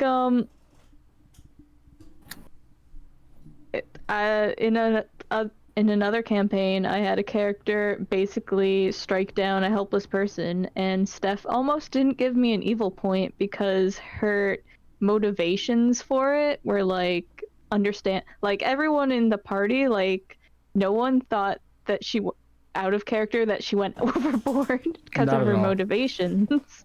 So I almost didn't get that evil point, but I personally feel like, like, it deserves an evil point, like, in any case, and I was actually surprised to see how on board everyone was out of character. So, but that's what I mean, is, like, it's fun to go on, play around. And I know what you're gonna say, Steph, but go ahead. Sorry, I keep, like, messing up there. But for context here, the long and short of it is that there's a history to the world which this character has been affected negatively, and we could talk about it kind of as like an Ottoman Empire and Greek situation where the Ottoman Empire had a very negative and harmful impact on the Greeks, and had a form of like slavery, serfdom, etc. with the Greeks, and the same is true for non-humans in a certain part of this world. And Katie's character is a non-human who was affected by that. And the reason why I was very hesitant on giving a evil point is because how I determine good and evil in this game is relative to the character and their own morality. So as I said before with Para was chaotic good, but for herself, she became more lawful compared to what she used to be. And as such, I kept giving her lawful points to say, hey, you're slowly starting to change lawful. Recognize this until your alignment changes. And it's just kind of a point I use. The points are just kind of like a system I use to say, hey, listen, you're getting more of these. Just recognize that you have some of these. It's not necessarily a go-to, but if you do something evil for your character, you will get an evil point. The only reason I chose that Katie's character was to get an evil point was because the character had actually look around knowing what she was going to do was actively wrong and would actively be frowned upon by others. And then she did it once she knew she was in the clear. That's the only reason she got an evil point. Not because she wasn't justified, not because it was an evil act, but because she as a character recognized this would be a bad decision unless she could get away with it completely scot-free. Did she knock out a racist? She killed a racist, yeah. Well, supposedly. She killed what was basically, I said a helpless person. Basically, a bunch of people were like currently being like mind controlled, and all she knew was this was a human from the Empire, and humans in the Empire tend to be racist, and that's all she knew. She didn't have any guarantees, but which is why I personally think it's an evil act. Like, she didn't know anything about this person and struck them down. The person could have been like Jack Sparrow, who was trying to free the slaves, but Wasn't Waffles affected by the Empire in canon? That's up to you, homie. Because we had a backstory for Waffles originally from the original game. I forgot. Possible. Risa, yeah. One job. Yeah. I'll say that Risa probably had it like, I don't know if you're saying like, yes, I want this to happen, or no, I want this to happen, AJ. But Risa probably had it a little bit worse because she's a tiefling. I mean, let's not get into that debate because real life can't. Oh no. What I meant is like, if you don't want it to have affected him as badly. Oh no. So excuse. I can't remember the timeline. I know exactly what happened to Waffles. Yeah. Because Waffles basically has a street urchin background, so like, he literally lived on the streets. He was originally a bard, actually, who basically, him and Maple used to perform stupid little things for like pocket change. But I think he basically was born in the aftermath of the Empire, but was still affected by like the culture of it, and that like his family were murdered because elf. Yeah. And he was basically a street urchin who just stole an entire caravan once. It's the caravan of holding. Yeah, Waffles Wanderous Wandering Emporium was a stolen artifact for sure. Yeah. How old is Waffles? I don't know. Who knows? All I know is that he was born towards the end of the Empire's reign. The Empire is still reigning, but they were definitely born a little before. There's a current rebellion happening in Empire, which is something actually another group did. That's no one in this group actually is with the other group that did the rebellion. But there is actually I was once running 4 campaigns at one time. I was a mad lad back then, but we had a period of time where these guys were like, I want to start a rebellion and try to fight the kingdom, fight the Empire. I'm like, all right, go for it. So over time, they worked to really fight and make a presence, and overusing like a holiday, essentially, they started a rebellion based upon the holiday for the freedom of second-class citizens, quote unquote, being non-human citizens. And it's really cool because in canon they've already freed like 3 cities, which is something that in canon was very interesting and still to some degree affects the entire world. So that goes back to player freedom as well and being able to choose what you do. They were still affected by some of Katie's choices as Fane, but like they had a lot of freedom to do whatever they essentially wanted to, and it was really awesome. Hey there, how you doing today? Excuse me. So yeah, that'd be fun because I love talking like Empire backstories and everything like that. So that'd be fun. I basically believe the specifics were that because the Empire has been slowly shrinking. Yes, Steph.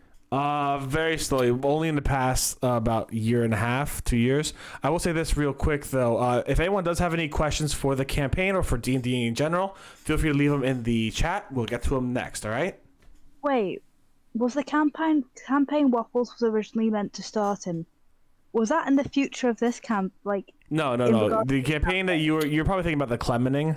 You were probably born about 100 years ago. The end of the start of the Clementing and the end of the Guild Nation is what you might be thinking about. I can't remember because we planned the campaign and it never got to head. My best guess is that you actually were. I don't know if you're thinking Kingdom or Guild Nation. Either way, it could work. I think we kind of like threw around a few ideas without actually ever getting to it. We did because the campaign never even got done. Yeah, but the Clementing happened where this dude named Clem destroyed the Guild Nation. Long story of that, multi-dimensional demon. And the Empire is in another area that's south of the Guild Nation, or the former Guild Nation, now the Oasis Republic, that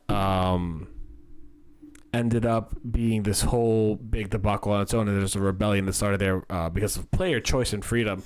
But yeah, I think that's the coolest thing about DMing is that when you really start to flesh out a world a little bit, you really start to have players who want to do shit in that world, and they do the craziest shit there. One person started a giant business all about shipping and transporting stuff that actually funded the rebellion. The person who led the rebellion ended up becoming like BFFs with one of the denounced princes of the Empire, which is really interesting. Actually, one of them kind of started dating the prince by accident, almost, kind of, maybe. By accident? It's a little weird. There's an Eric Krokra who was wearing a human disguise in the Naval Academy, and they're kind of, getting along really well, kind of flirting a little bit. They went to the dance together. It was really cute. But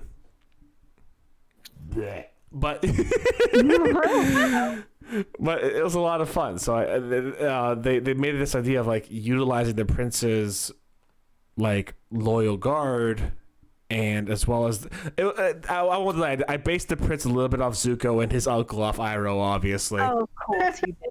A little bit. Now I will say this: the prince wasn't as honor bound. I based the relationship more on it rather than the actual character of itself. But yeah, it was a really great experience. But I do want to switch topics real quick because we haven't talked about our D&D experience as a whole, and I think it's time to now talk about our D&D experience with Fantasy Cool itself. Because don't get me wrong, I think we could legitimately sit here and just talk hours about our D&D OCs and how we play and stuff like that. But this is the Fantasy Cool stream, so eventually we're going to have to actually talk about Fantasy Cool. Disgusting. Disgusting. So the accent makes it better. To talk more about Waffles. I want to hear more of Waffles' epic backstory. Oh god, okay, I'm ready for that. Are you gonna give it, AJ? Go on. I'm gonna do it now. Okay. Apparently, yeah. Like, all right, AJ, tell us like the top 5 facts about Waffles. So Waffles is a twink. Fact number 1. Yeah, so he was born as a street urchin, and he can't read very well. So that tends to be why, like, you know, when he's giving his like things like his like, oh, you should buy this. Yeah. I don't know if Steph's done it correct, but I'm like, Steph, you have to use the words incorrectly. Like, you have to say. I forgot about that. Did you actually? I did. Oh my fucking god. Ah. So he's like, oh, look. Disappointment in your voice. Like, I think the exact example I was gonna give, like, oh, like you should say something like, oh, look at how lovely this shirt photosynthesizes in the light, right? Like, the shirt doesn't photosynthesize, but you know, the boy's trying his best. It's a big word. It's a big word. He throws big words into his sentences to try and like sell bullshit, basically. Like, Maple and him are just sat there with a dictionary, they're not looking at the descriptions because Maple probably can't read, but they're trying. I think I did that for the first game, but then your boy forgot. I'm disappointed in you. I will say this, I just as a fun little fact for a future item you guys might be able to buy, there is something that we're calling the Pocket Maple, which is... I should redeem that. Did you redeem it? I'm gonna redeem it now. Okay. Basically, what it is I find this funny because the Waffle lore here is that Waffle is the himbo and Maple's the brains behind everything. So Maple actually because last game canonically Waffles legitimately just sold a $19,000 cloak for nothing because Ordo kind of like abused Waffles' coupon system and it was fantastic. But the all that happens is when you guys are in a dungeon, you just bring out the Pocket Maple and like a dimension door opens up and Maple comes out by themselves, like with items you might need. Like if you need a healing potion, there's Maple. It's a healing potion. It's exorbitantly priced because, you know, you're in dire need and, you know, supply and need. Ooh, it usually costs 25 gold pieces, but now it's 75. That's so evil. But you get the healing potion. I was the one who invented this idea. You did. Like, Maple is completely and utterly the brains of this operation. Like, she despises the coupons, but she cannot get him to get rid of the damn coupons. Oh, it's so great. But yeah, so to get back on with you guys, so my question for you guys is, what were the inspirations for your characters as they are now, or as you made them to start with? And I think we could start with we'll start with Kelly on this one. Kelly, what was the inspiration for Wiggs as a wild magic sorcerer? And all of Wiggs. All of Wiggs. I wanted to do something completely opposite of what Para was. So she was like, you know, this good hero and like she punches things all the time. Like that's how she fought. And I was like, all right, let's do something different. And I was like, I've never really played a sorcerer. So I was like, oh, I'll try that. And then I didn't really know what I wanted her background to be. And so I kind of was just going off of it. And then I was like, well, what if she just doesn't have her memories and I don't know what's of her past? And I will let the DM hopefully decide that. And I it's kind of interesting to play a paranoid character, and I'm not quite sure how to balance it out yet, like when to put it in, and like I'm still trying to like balance it and figure it out on how to be her. She just kind of is this quiet one in the back of the party who just does weird things at this point, and I'm like, you know, I think that's perfect for Wiggs.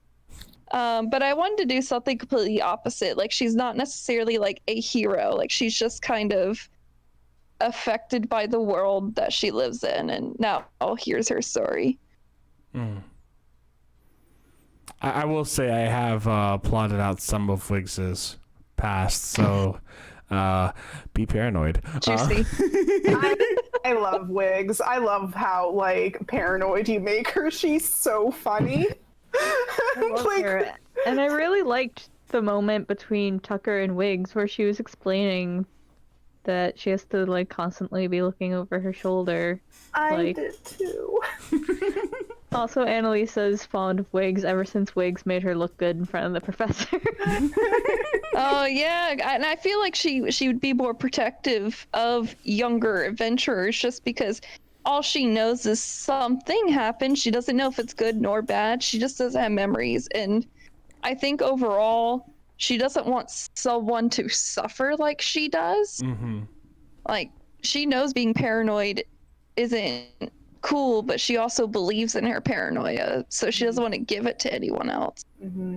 Wiggs, this is a fun fact. Wiggs is going to be the reincarnation of a dragon named Grima, and you're all going to find Fauchian and fight Grima. If this is a reference, I don't know it. It's fucking Fire Emblem. I was like, why does this name sound so familiar? It's staying in my voice. It's definitely a meme. Yeah, no, that's not Wiggs' background, but like, yeah, no, I've really enjoyed Wiggs' paranoia, and not only that, Wiggs is just go with the flowiness of like, I'm gonna hug this fence now, okay, you know, like, or just the. I was like, I just need her to be obscure. Yeah, or like as another example, just every once in a while, Wiggs is just like, I'm actually watching, you know that, right? Like, it's kind of like this funny thing where it's like, people almost forget that Wiggs is there, and then she's just like, hi. My absolute favorite thing about Wiggs is how quiet she is, but then when she actually talks, she says the funniest off-the-wall things that, like, it's amazing. This mouse gave me a flyer. Like, it's never what you expect her to say, and I love that. Like, it always makes me laugh. Yeah. Oh, it's nice to know that I'm like that humor in the party, because I'm always like, I don't quite like, I still feel like I'm a balancing act with her, so I'm like, okay, so that's good to know from the party. Yeah, we definitely love her. So, Katie, why don't you tell us a little bit about your inspiration for Annalisa? Do you want me to go now? Because I'll be talking for a while. No, see, this way, if you're going in the middle, like, I can bounce you out and be like, oh yeah, we haven't heard from Noelle in a while. So this is like it's a great way to segue. And if not, then I fucked up, and we'll just accept that. Because I love to overthink my characters all the time. So Yeah. starting at the beginning, so aside from like a paladin, I hadn't really played a fighting class, and I was like, I should try and learn these mechanics a bit more, so I wanted to play something, and I was like, I didn't want to be a fighter, so I was like, why don't, obviously, if I just want to hit things real good, I should be a barbarian. So I was trying to figure out different things, and I was partly inspired by, if you know Joe Cat's A Crap Guide to D&D, for his barbarian intro, he has this like short little redhead girl who's just like gets super beefy, and like I was like, it'd be funny, like a very small race barbarian would be very funny. And that led me to the idea of the original. And she's kind of like, she didn't turn out quite to be this. She's more mellow, probably because I wouldn't be able to actually go through with it. But just this like spoiled rich kid who just throws massive like temper tantrums and breaks a ton of shit whenever she doesn't get her way. This very small angry ball of destruction. I was like, that'd be funny.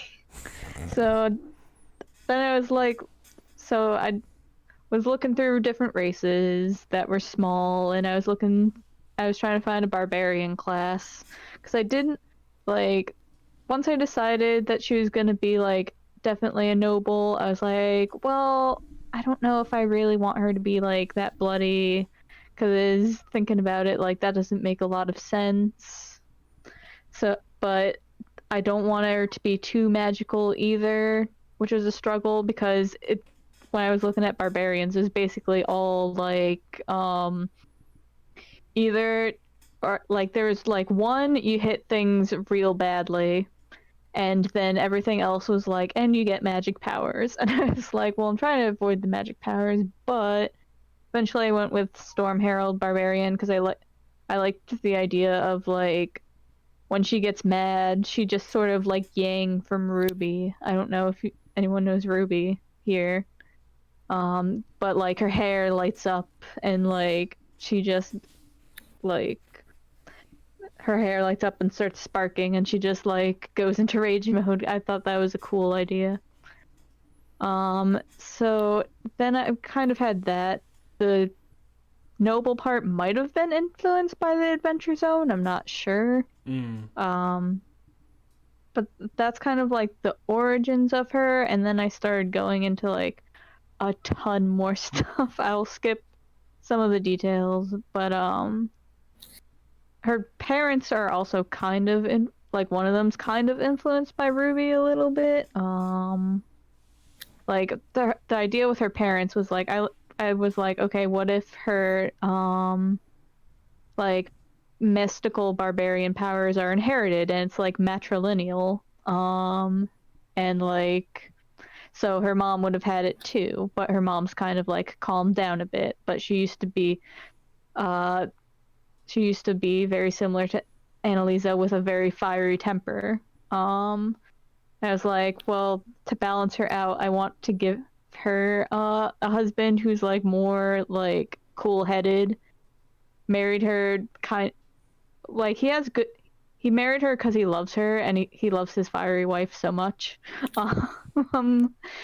He is in awe of her power and might, but still more like cool-headed and business practical. Like he's the one who handles more of the business transactions and stuff like that. But you know, kind of like stubborn, but they're both very good-hearted because I chose halfling, and then reading more about halflings, I'm like, oh, they're supposed to be like more chill and not care about rich stuff as much. So what if Annalisa was spoiled, but like spoiled for a halfling? So like not quite so bratty, but still definitely bratty. Like, you know what I mean? Like, not like as terrible as like some nobles would be, like half the people staying at the Wizard's Chalice, but still bad for halfling standards. Which is how she kind of mellowed out and got to the point that she is. But yeah, basically, so her parents were important to me because of the idea that like she gets her temper from how her mom used to be and she gets her stubbornness from her dad, and like she is the combination of that. She's a very fun character, and I do quite like how Annalisa really does bring a level of, I won't say discord, but also I'll say discord, because when a lot of groups play together, some groups play together in terms of we have to make this very smooth and easy, but Annalisa brings a level of internal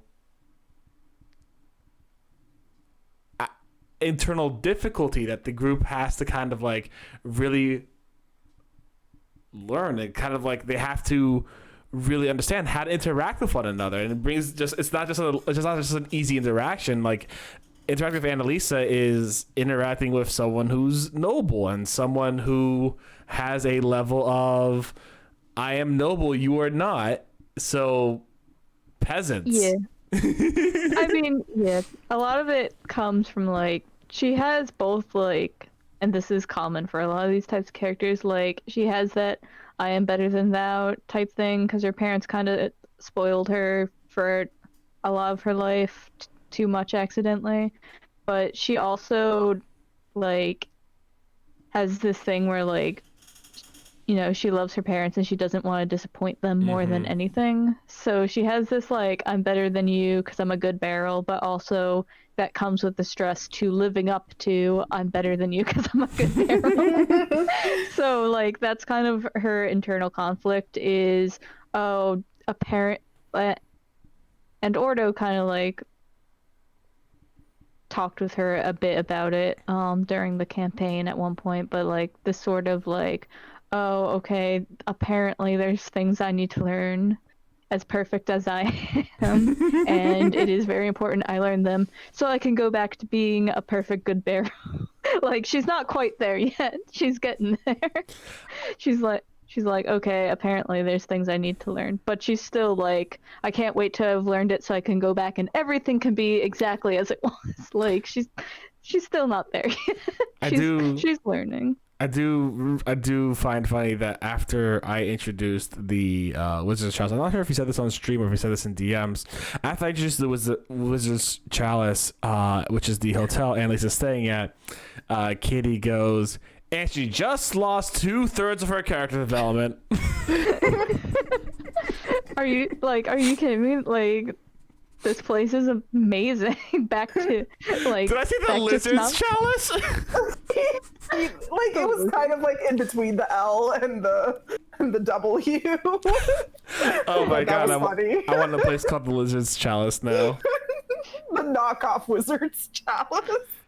No. It is just as good as the Wizard's Chalice, but for lizards. That's pancakes. That's pancakes. That's pancakes. Pancakes has the lizard.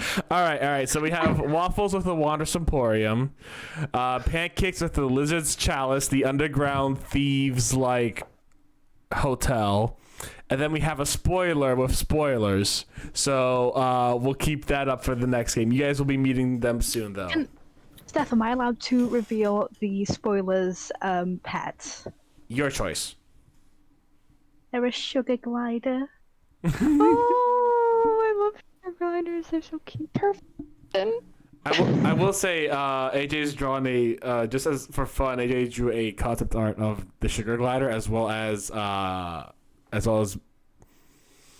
spoilers. No, I'm trying to think of the name of Pancake's pet, the ferret. Yeah. Oh, the ferret's so terrible. I need to redraw it. Don't. But what's the ferret's name again? Please don't remind me because I don't want to say the wrong name by accident. I mean, Jam. Thank you. So Jam with a knife, and it's so good. We've just canonically decided that Pancake can't fight, so they distract the enemy while Jam stabs them. Waving a knife. No, the knife's in their mouth. They're just like stab. I was just picturing like a noodle on its hind legs with its stumpy little arms, just like waving its whole upper half of the body back and forth with the knife. Like not just his arms, just his whole like upper half, just wiggling as a noodle is wont to do with a knife. I mean, I would find that distracting. And then we have Noelle. Noelle, what was your inspiration for Tucker? Tell us about Tuck. So Tuck and his mom Rosie are actually characters that existed previously to this campaign, who I have written and roleplayed before. Part of the reason why I picked him for this campaign in particular is because I really wanted to play a rogue. I love the rogue class. I think that they're super cool. I wanted to play like a rogue that didn't necessarily have like that sort of angsty backstory like thing going on. Like, you know, being a thief because of, like, you know, these dramatic things that happened, like, in your past. Like, I wanted to take, like, a more, he's a rogue because he's, like, mischievous kind of route. And I talked with you about this when I was, like, initially adapting him to this campaign was... I really like the idea of like treasure hunters and like characters that like are able to like go in the world and discover things and find like artifacts and stuff like that.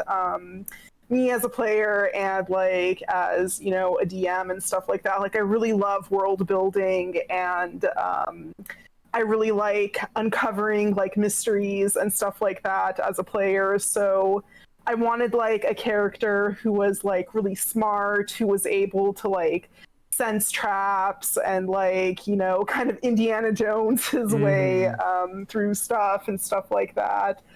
So that was kind of the character that I wanted to do, and that's why he has his professor, and that's why, you know, despite being a little shit sometimes, he is meant to be intelligent and curious, and someone who likes pressing buttons and poking things and stuff like that. And since he's a rogue, you know, that's kind of in the class description. Like, you are the character that's supposed to try and, you know, disarm or investigate or like do these other things, because, you know, one, you can like perceive the danger if it's there, and two, if something does go off, you are the one most likely to survive thanks to like your different roguish abilities. You have 10 different ways to dodge and avoid damage as a fucking rogue.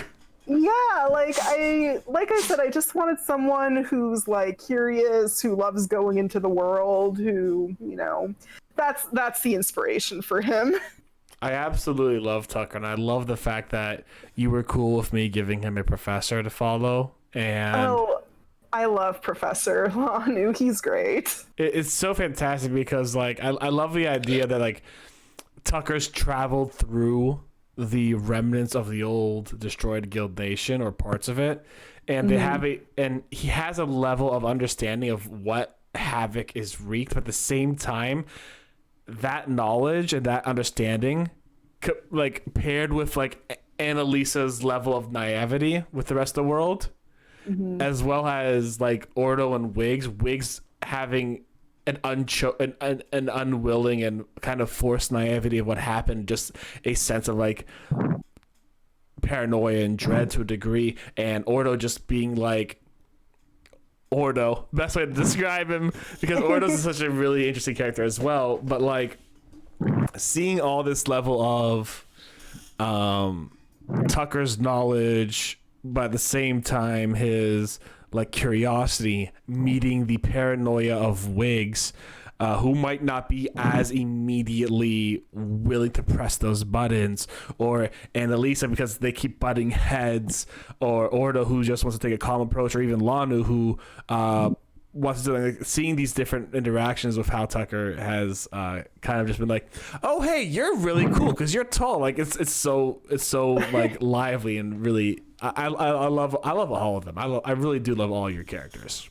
Yeah, they have a great dynamic.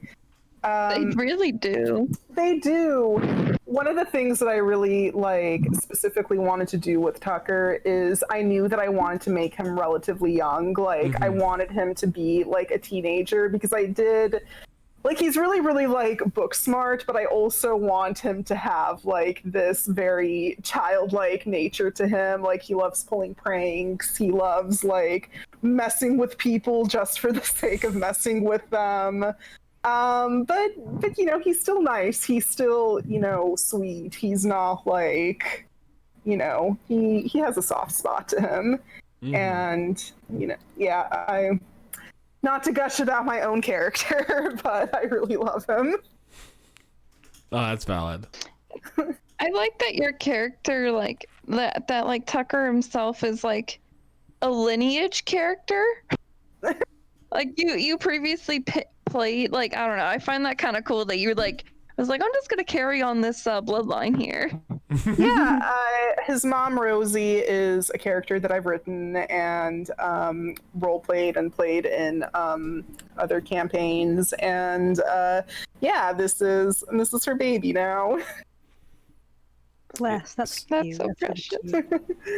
He will never admit it, but he is a total mama's boy from what He is a mama's boy. He's always like writing letters to her and like sending her stuff. But he won't admit it. Hey Tuck, who's the letter for? Nobody. Tsundere only for his mom, I guess. Bababaka. Oh my god. Never again. Never again. But yeah, I really love his dynamic with the rest of the group, with Ordo, Wiggs, and Annalisa. They're definitely, like Katie mentioned before, we always tend to have characters that butt heads, but I love their almost like sibling rivalry that they have with each other. Yeah, they definitely have that sort of, like they know each other. They know each other. Like, I'm not sure if they're like quite as close as siblings, but like they definitely have that feel to them. Like, I feel like they, like, they have that childhood friend vibe, except Yeah. it's like childhood friend, but we're gonna pretend you're not my friend and that I annoy you. The biggest thing is like the fact that she's like so reactive and like so like gets angry, like eggs him on even more to like prank her or mess with her, because he knows he's always going to get like a funny or interesting reaction out of her when he does anything. Yeah, she's got that temperament. She's got that reactive nature. Yeah. Meanwhile, Wiggs and Ordo just have to like watch that. Yeah, They're Wiggs and playing mom Ordo and are dad. like, yeah, they're the two parents just being like, Oh God. Lana's like, Just I brought them Annalise got specifically it. for this. Annalise's nightmare has come true. Oh, out of character and in character, I just have to say I love Lanu. Like, anytime we're even like vaguely somewhere where he might get hurt, like Tucker gets anxious and me, Noelle, gets anxious. Like, if Tucker is like, I get attached to NPC, so if Tucker is like mother henning him, that's just like me as the player trying to shield him from any potential danger. No, I think it works good. Like, you can really tell how much Tucker cares about him.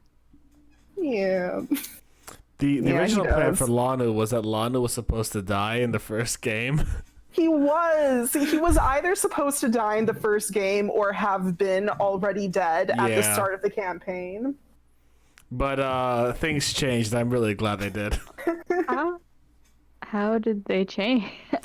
So Lana was supposed to have died during the attack of the Clemening, the second attack of the Clemening, when basically Fane fought Clem.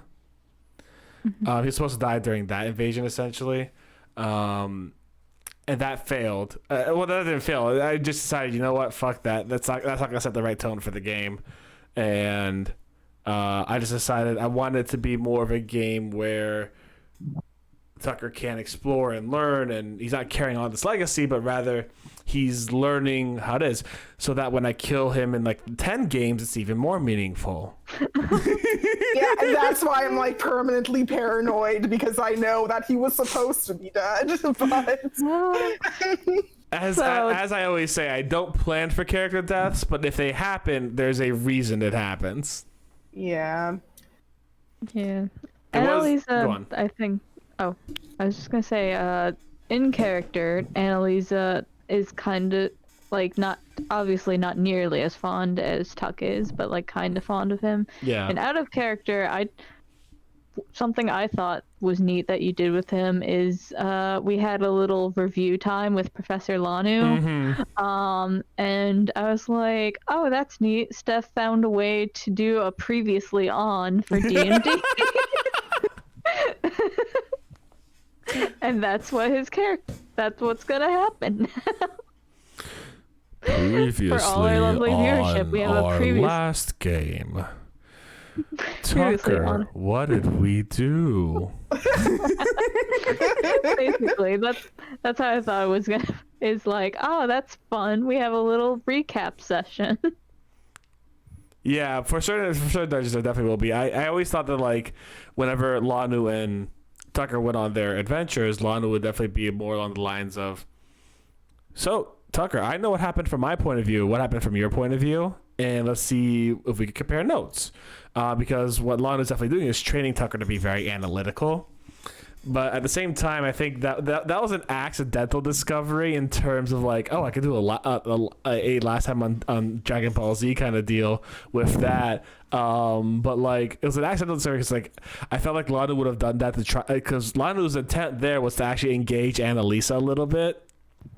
As well as also engage the rest of the group, because there was definitely a group pause, and his entire thing was just like keep everyone active, because he understands the kind of difficulties they're going into, and so does Tucker to a degree.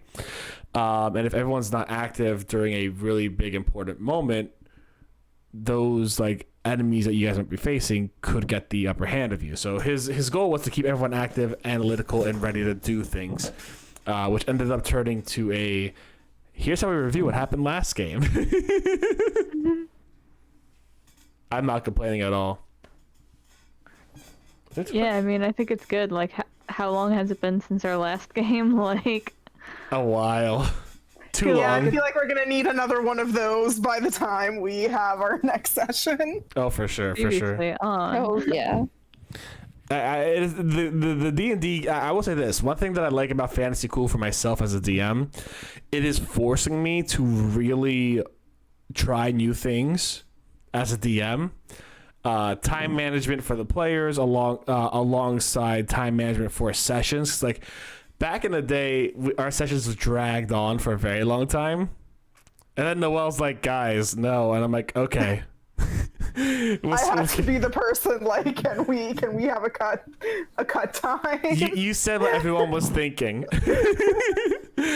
But at that point in time, I'm just kind of like, all right, yeah. So like now doing this is actually like making me more mindful of timing. It's making me more mindful of adding different elements. And I gotta say, like, actually streaming a game and making it partially for an audience, but mostly for the players. No offense, audience. I love you all, but still. The game is now on the terms of how do I make this engaging, as well as not just a story we talk to each other about and just roleplay together with, but also as a fight engaging. And I remember, like, I thought that one of the coolest things I had recently done was the slime fight. It was such a simple fight, but I had so much fun with it because I was able to engage a puzzle, a story, and a fight scene all together for everyone to really figure out, which is something that honestly I might have had a lot more trouble with in my private games because your boy was very stuck on story for a while. So finding a way to really get fighting and puzzle making into that really helped expand my horizons as a DM. So like that's what I like about Fantasy Cool right now. I'm not gonna lie. yeah, I'm gonna say I really like the dungeon design that you've switched to. Like, I don't know, there's something like nice about you've having had a map. maps in before, but like, I mean, like, yeah, but like it feels like a bit more like when you have like a dungeon or like a place that you need to go, it feels like a bit more concrete, like you're working towards a specific goal instead of sort of wandering around sometimes. So like, I like that aspect of it. I think it's like super interesting. Like, obviously I like wandering around towns too, don't get me wrong. Yeah. But like, there's something about like, okay, when we go here, it's go time, and then everyone's like super focused and like ready for danger at any moment, and there's something exciting about that. Yeah, I would agree. I have a question for you, Steph. Oh, go for it. With Fantasy Cool, is going back and actually like rewatching or re-listening to our sessions, to edit them or whatever. What's that like? Does that change like how you like go forward with the next game, or like what's that process like, getting to re-listen to or rewatch certain parts of the session? Katie has seen me once go over a stream to make highlights. It was hell for me. Because, like, I'll be honest, going over a stream for highlights is very hard and very time consuming. If I'm being honest, it's not something I really have the mind or the attitude or the time for, especially now that I have a full-time job again. But when I go back, and I do re-listen to our D&D sessions every once in a while because I need a refresher when I DM. I want to make sure I know what's going on. I want to make sure I remember Slime Jim if I got to bring him up in a reference or something. But the thing is, I really do use it a lot for self-evaluation. which is the thing I talked about before, being DM is all about self-evaluation. I want to better my abilities as a DM. That's something I've been sincerely really want to do. And I know everyone. I know what people say is like, you're a great DM. Like, yeah, cool. Thank you for the compliments, but I know I could be better. Because like I want to listen to myself, as horrible as my own voice is. I think that's what everyone thinks about their own voice. I want to listen to myself. I want to hear how I construct things, and I want to give myself constructive criticism. And that does dictate how the game goes in the future. But also, I use it for your characters as well, because if I hear a level of paranoia from Wiggs that goes to a certain area, then it's like I know kind of where I want to drive that character a little bit more. Or if I hear Ordo's kind of gripes with religion, because he is a cleric, but he also has some gripes with his religion, then I know where to go with that more. So like I knew, and that's the example, as I listen to Ordo more and more often, and as I heard him, as I see how he kind of lit off into the middle distance, I knew that his difference of his church was something vast, something different, something more ethical and moral, but not necessarily religious. It was more along the lines of like, that's why I chose essentially his church to do a form of ethnic and cultural cleansing, because that's something that I know Ordo would be really against as a character, and that I felt that as re-listening to him and seeing how he interacted with everybody, how he had a respect for literally everyone, and how he's just like, little one, you're so strange here, but I appreciate your culture. That led me to a thing that's like, Ordo would hate it. Absolutely 100% hate it if he saw the church that he was a part of desecrate another religion or another culture. So I really do use the recordings as well as just listening to you guys on a constant basis as much as I can. I will miss things very oftenly because you're one guy, what are you gonna do? But now that I have recordings, I have the ability to basically re-listen and say like, I could get this a little bit more, I can understand this a little bit more, I know where I want this character to go, or not where I want this character to go, but where I want to provide information for this character.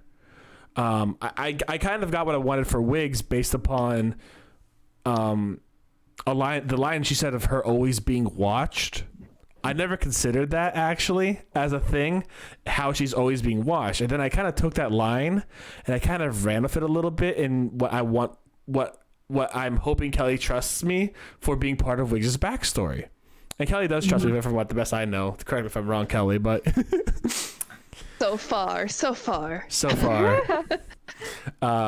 Kelly's actually, she's a creation by Dr. Robotnik. Anyways, so when I listened to those lines, especially when I made that trailer, I got a better feel for really who Annalisa was as a family person, because like that line of her going, everything's breaking around her and her home's being destroyed, I really get more of an understanding from who Annalisa is by listening to that. The fact that I hear like a big rush in Ordo, the fact that Neville was talking so quickly, which made editing a lot easier for that specific part, but the fact that Neville was talking so quickly, that one part where he's just like, and I'm gonna go do whatever I have to do to protect whoever it was, makes me understand how Neville's interacting with Ordo, and so on and so forth. So I really do utilize the recordings when I listen to them to understand your motivations, your character motivations, and also to self-critique myself for sometimes minor stupid things and sometimes like big plot things. I see this was very exciting, I want to emulate more of that for the players or for myself.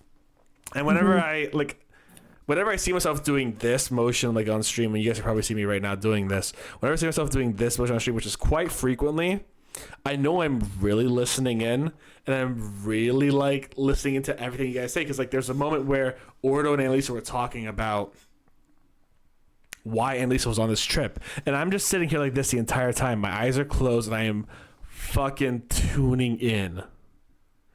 And that gave me a lot of insight to who Annalisa was as a person and to who Ordo was as a person. Ordo is young, yes, but he's also old. He has a level of wisdom where, as DM, I'm going to want to challenge that. he has a level of wisdom where I want to push him to his brink to see where that level of wisdom brings him to and how he deals with that wisdom not working. I want to see where Tucker's curiosity brings him, and then I want to see how I could challenge that curiosity to make it so that Tucker one day might regret his decisions or might enjoy them a little bit more, or how he interact with the consequences of his curiosity. I want to see how Annalisa feels when she feels like she has no home, and I want to challenge her in that degree. And I want to see how Wiggs interacts with her past. So I really do use a lot of that. I really do use a lot of what you guys say and what I do listen to help develop that in the future. 100%. I want to say, I have kind of noticed that, like, I couldn't really put my finger on it, but I did feel that, like, I don't know, like, there's certain elements of this campaign that, like, it feels more, I guess, story-driven than our other campaigns in some ways, in that, like, it feels more, like, sort of tailored to our characters in certain ways. Like, there's always, like, I mean, we've only played a little bit so far, but, like, so far it hasn't been, like, there's been no, like, random one-off kind of, like, type deals. It all has to do with, like, something, and there's always a tie-in for someone somewhere. Yeah. It's always very interesting. That's the kind of stuff that Sorry, go on. I was just gonna say, so I do notice that and appreciate it a lot. That's the kind of thing I want to bring into the other campaigns. Actually, I realize that I've been improving here with the stream, that I want to bring into other campaigns when I do privately. Obviously, the stream campaign I put a lot of effort into, and putting the exact equal amount of effort into every campaign is going to be impossible, obviously. I've had so much free time comparatively that I should have been able to do a little bit more. But, like, at the same time, putting I want to be able to put that same exact level of effort that I've put into this campaign, and at least comparing, because I'll be honest, there's one character I really dropped the ball with in one of my campaigns. Y'all know Nerja. I really dropped the ball with her in her past because, honestly, there was a time where I was cutting together the world so much that I just kind of dropped it by accident, and I couldn't ever bring it back in a way that was actually fulfilling, and I had to kind of leave it as is. And those games went for more of a big bad evil approach. There is a big bad evil that eventually you guys will find, versus a story of how the stream is going, a story of exploration and or a story of understanding, where in this game you guys have the option to do multiple things and they're all somehow relate to you for now, and challenge you for now in different ways, versus how in the future when you go to different parts of the Oasis Republic and the old ruins of the Guild Nation, you will be challenged in other ways, versus, like, in another campaign I just have you guys go into an entire different continent. And honestly, I kind of lost the track of that campaign myself because I'm not sure what to do with this other continent. It's there's something to do with it, and for me to get back on that campaign, I need to actually, like, do another side campaign. It's just kind of like, okay, I have no idea where this is going. I'm a wreck, but it's okay. I want to say, like, for that one, well, I don't know if this is Fantasy Cool. I don't know if it's time to discuss that one, but like, I guess it ties into D&D advice where it's like, I think the party went there because we were trying to chase that big bad guy. Yeah. And we thought he would be there. Like, it felt like this was the place to explore. So if it's not, like, I'm not saying it's not the place to explore. I'm not gonna give you any spoilers there. I would say banana on that one. What I am gonna say is, rather than there's an end goal for you there that I have planned. I want to make that trek getting there worth it, and I want to plan that out. So, like, I don't want to just say you get there. It's basically what I'm trying to do and trying to limit. And at this point in time, my planning was just like, and then you're there. Okay, fight. And I did not want that. I wanted to give you something challenging, and I was very disappointed in my last couple dungeons there. I'm not gonna lie, or my last couple encounters there. So I'm not. In my eyes, it's very much so along the lines of, how do I make these encounters worth it? And I think I've got the first bit of a new encounter ready to go for that. And I think it's going to be a lot more worth it now that I've had the time to plan out and also run a story back on the main island, Sakito, where I get to actually tie in some loose ends, and then your characters in that campaign will be able to really get some nitty-gritty in there for sure.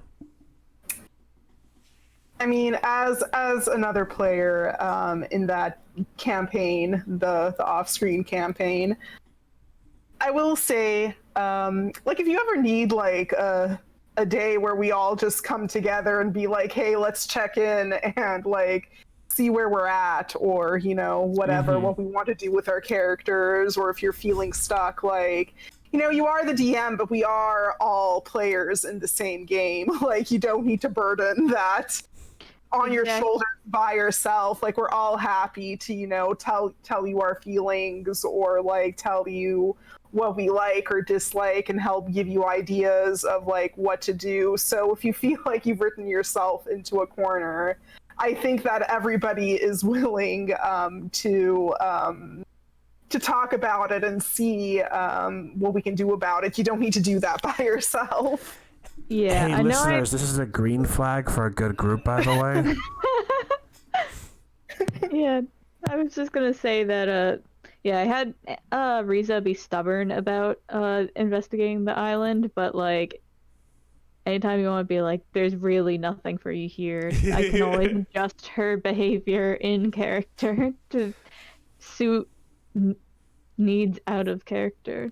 Yeah, as any role player should, really. You know, I've got an idea.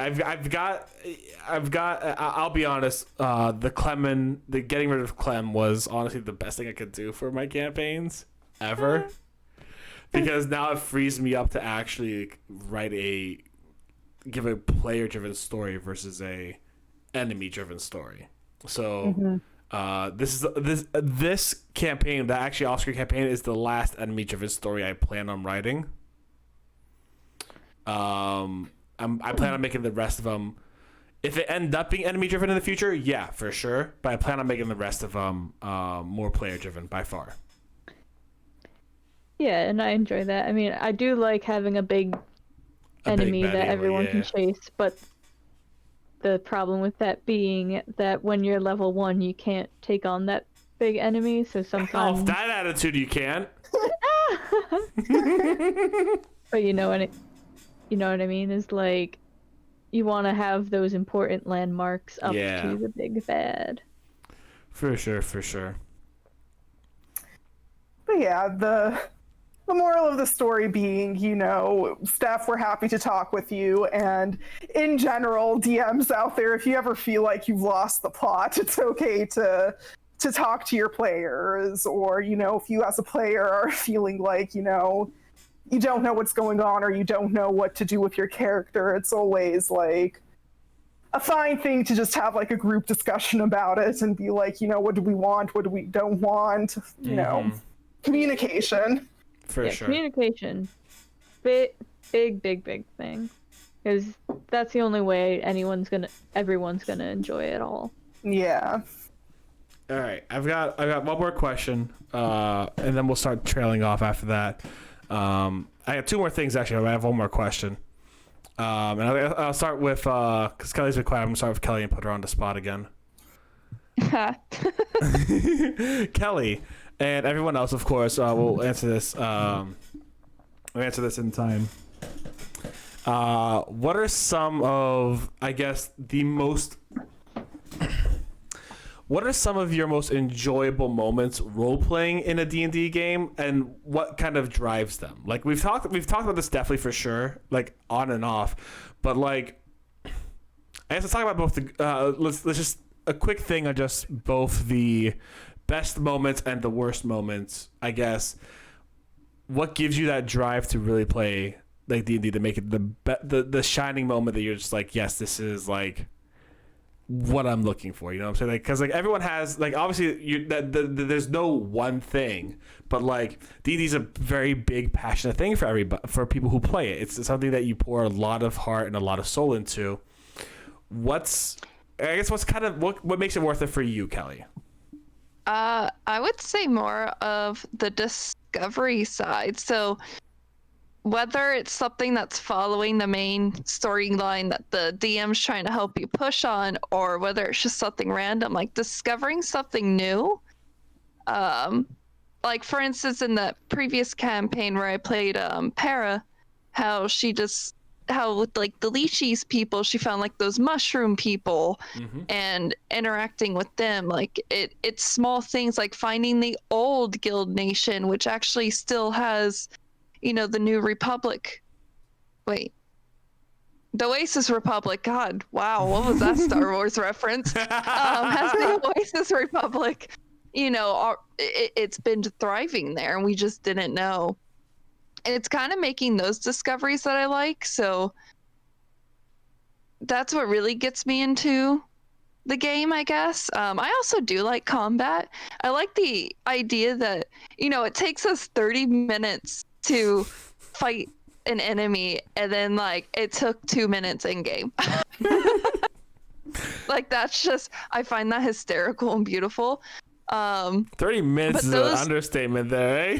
I know, I said one enemy, like. Okay, fair. Yeah, we got one slime against 6 level 20 adventurers. Yeah, oh gosh.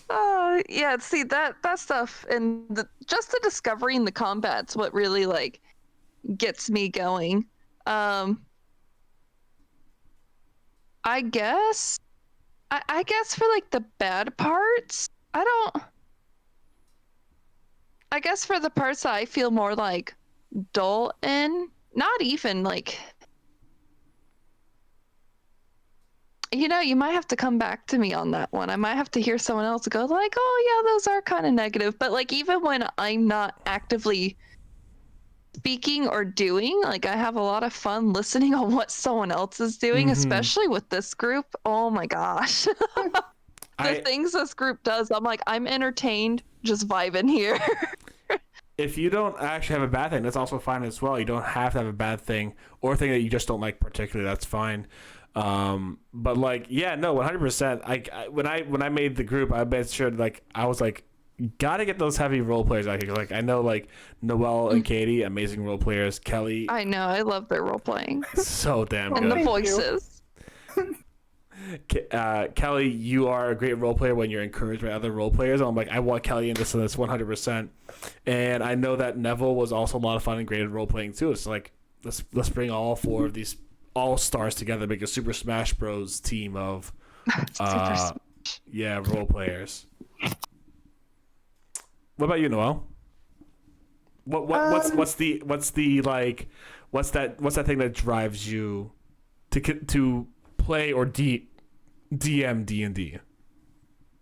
I really love, like I said, and piggybacking off of what Kelly said, I love discovery. I love world building. I really, really love puzzles. I love having like a team, like being faced with something and being like, okay, what are my abilities to like figure out like how to get past this obstacle. I think that's a lot of fun. In the end, though, like the thing that I love most about any D&D game is just the team camaraderie. Like, I love being able to like make friendships with the other PC characters or even the NPCs, and just be like, we were once a group of strangers, but now, we're really a team and we can work together and find our own dynamic to, affect this world or, solve these problems or whatever. Like, I'm really basic. I like hero stories. Valid. So that's definitely like my favorite part of it is just the discovery, the puzzles, and like the friends we make along the way. Some of the relationships yours and Katie's characters have, the puzzles are the friendships you make along the way. They are. As as for least favorite parts, I like having a goal, so or at least like if not an external goal, at least an internal goal. So I tend to not gravitate towards like games or situations where it doesn't like where it feels kind of aimless. So that would be personal things that I don't like is feeling like an aimless, like, you know, whatever. I like feeling like we're working towards something. Very valid. Again, either internally or externally. All right, and Katie. To quote Noelle on Basic, I like hero stories, but also it's a lot on kind of actually tag-alonging off of what she said last. Like, even before she said it, I was thinking this. Is really what I like most about D&D is kind of when everything starts to come together. Like, you know, like this team has been together for a while. They've been through a lot. They kind of know each other. They have, and like some of the interactions at the beginning were awkward, but now they all kind of know each other and they all kind of work together pretty well. And, you know, like you get to these, like, you work your way up to these like epic moments that just like are the result of just a bunch of tons of choices that you've made along the way have just like sort of led up to this thing, and like you've been planning it, or maybe it was unexpected but a satisfying unexpected, or like just these moments that you that like, and you can typically feel it, like you feel it saying it, you feel it listening, like where you're just like, this is a good moment, like, and those are rare sometimes at the beginning of a campaign, just naturally they have to be, but you can still get them. Like when, like I said, I liked when Tucker and Wiggs talked to each other, because when Wiggs said, you know, like I have to constantly be looking over my shoulder, it was kind of explaining her behavior this whole time. Or like when Annalisa talked with Ordo, it's sort of like finally hitting the crux of Annalisa starting her journey in earnest now, not just being dragged along. Like you just hit these moments and it's just so good every time. And you know, conversely, it's similar to like what Noelle said, like the moments where like things aren't quite clicking right, like, and that just naturally happens at the beginning of any campaign, I think. Where it can be a little awkward as you're feeling out both how to play your character and how they interact. Like, I wouldn't say that's necessarily a bad thing, just like you hit those moments in D&D or whatever, but what really but like you kind of like move past it and it's done. But when something kind of like flops, or like, you know, like not fails, because you can still fail like interestingly, but like when think pieces don't just line up, or like something just kind of like falls flat or whatever, like that can be a little bit like blip. Like, you know what I mean? Yeah, I got you.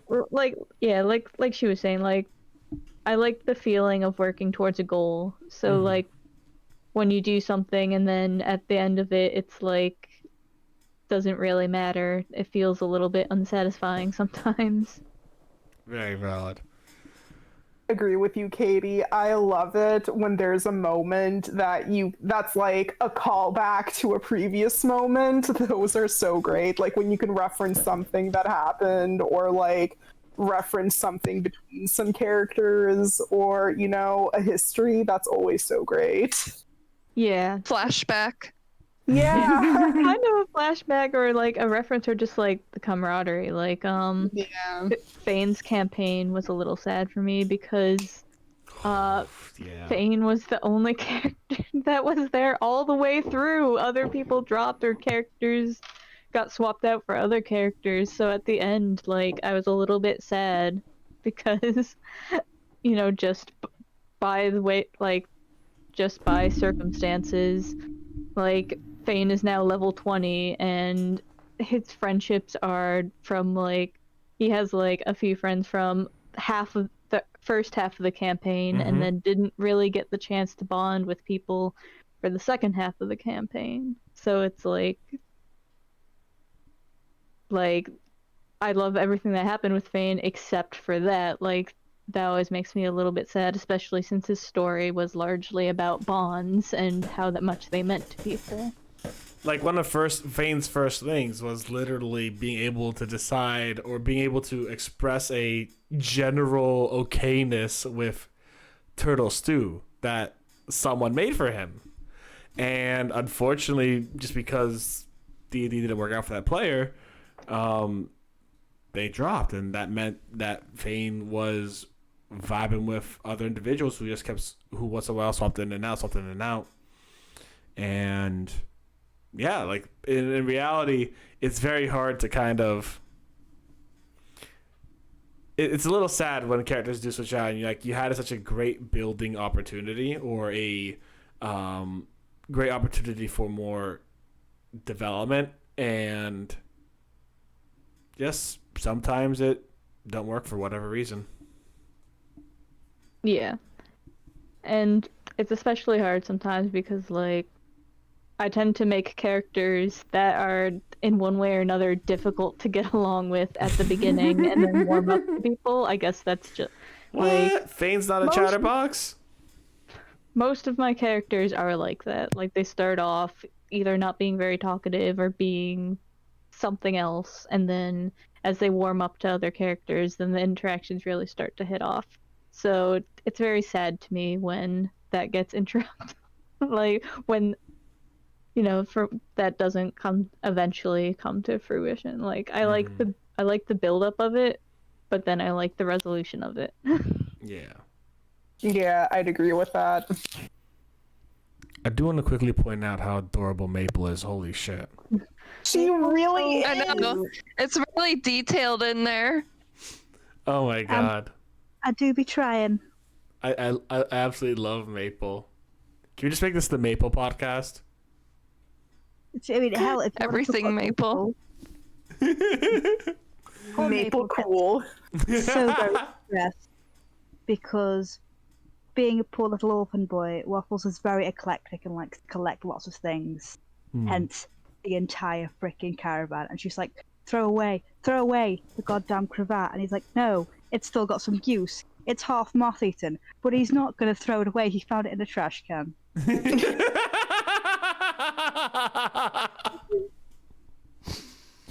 I love it. All right. Stressful life. What about you, AJ? Yeah, tell us about you, AJ. What are you driving for in your D&D campaigns? I really like the very sort of heavy, the moments you occasionally get. I mean, I play typically quite heavier campaigns, but the moments where your character's metal is really tested. Like, again, so in my campaign, I'm currently playing a cleric. She literally grew up on an island, so she's got very little knowledge of the world. The only reason she's even involved in the campaign is because she got shipwrecked on the way from missionary work. And also in this campaign, there's like a plague going on, and she's been tasked with trying to go to the Underdark to find stuff for the cure. And at one point, she has to make sure this kid's not got the plague, and he's like, no, and she's like, she ends up having to hold him up by crossbow point, and like she is crying, like the person she's holding up at gunpoint is crying, and she's shaking as she does it. And those moments, I live for those moments. Like the angst. I do love me some angst. I do love me some angst. I will not deny that. But those moments that make you question, how would they deal with this? How would they cope with this? You know, what's their breaking point? Oh god, I am so angsty. I'm such an edgelord. No, I don't think so, because I think that ties into, you know, me and Noel were saying, and even what parts of what Wiggs was or Kelly was saying. It's all about those moments. Yeah, it's just about those defining moments, and it's not necessarily just about like the edgy oh god parts. It's where you have to sit there and think, what would they do? How would they do this? How would they? You know what I mean? Mm-hmm. Yeah, it's the moments that have weight to them. Yeah. And like everyone's waiting to hear what you say, and you feel something saying it, you know? Yeah. Like I was crying. But those are the moments I live for. Very DM good. goal: make your players cry. Is it not? I am so very easy to make cry. Am I not, Steph? I mean, I could like send you pictures of cute frogs like doing their best, and I'm pretty sure. Crying now. But we're crying now.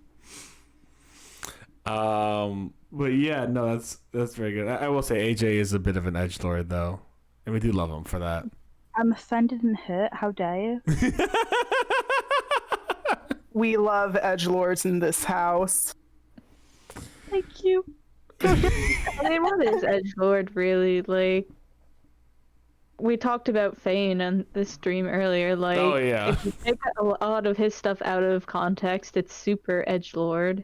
It's Like, beautiful. edgelord is just like underdeveloped, really good stuff. Let's be real. That a lot of like players are just like, I need to make the character that's not like any other character, ever have like this complex backstory or blah blah blah. And it's just like, just do what makes you happy, like what's fun for you. Like, everything is a copy of something. So Exactly. That's one of my.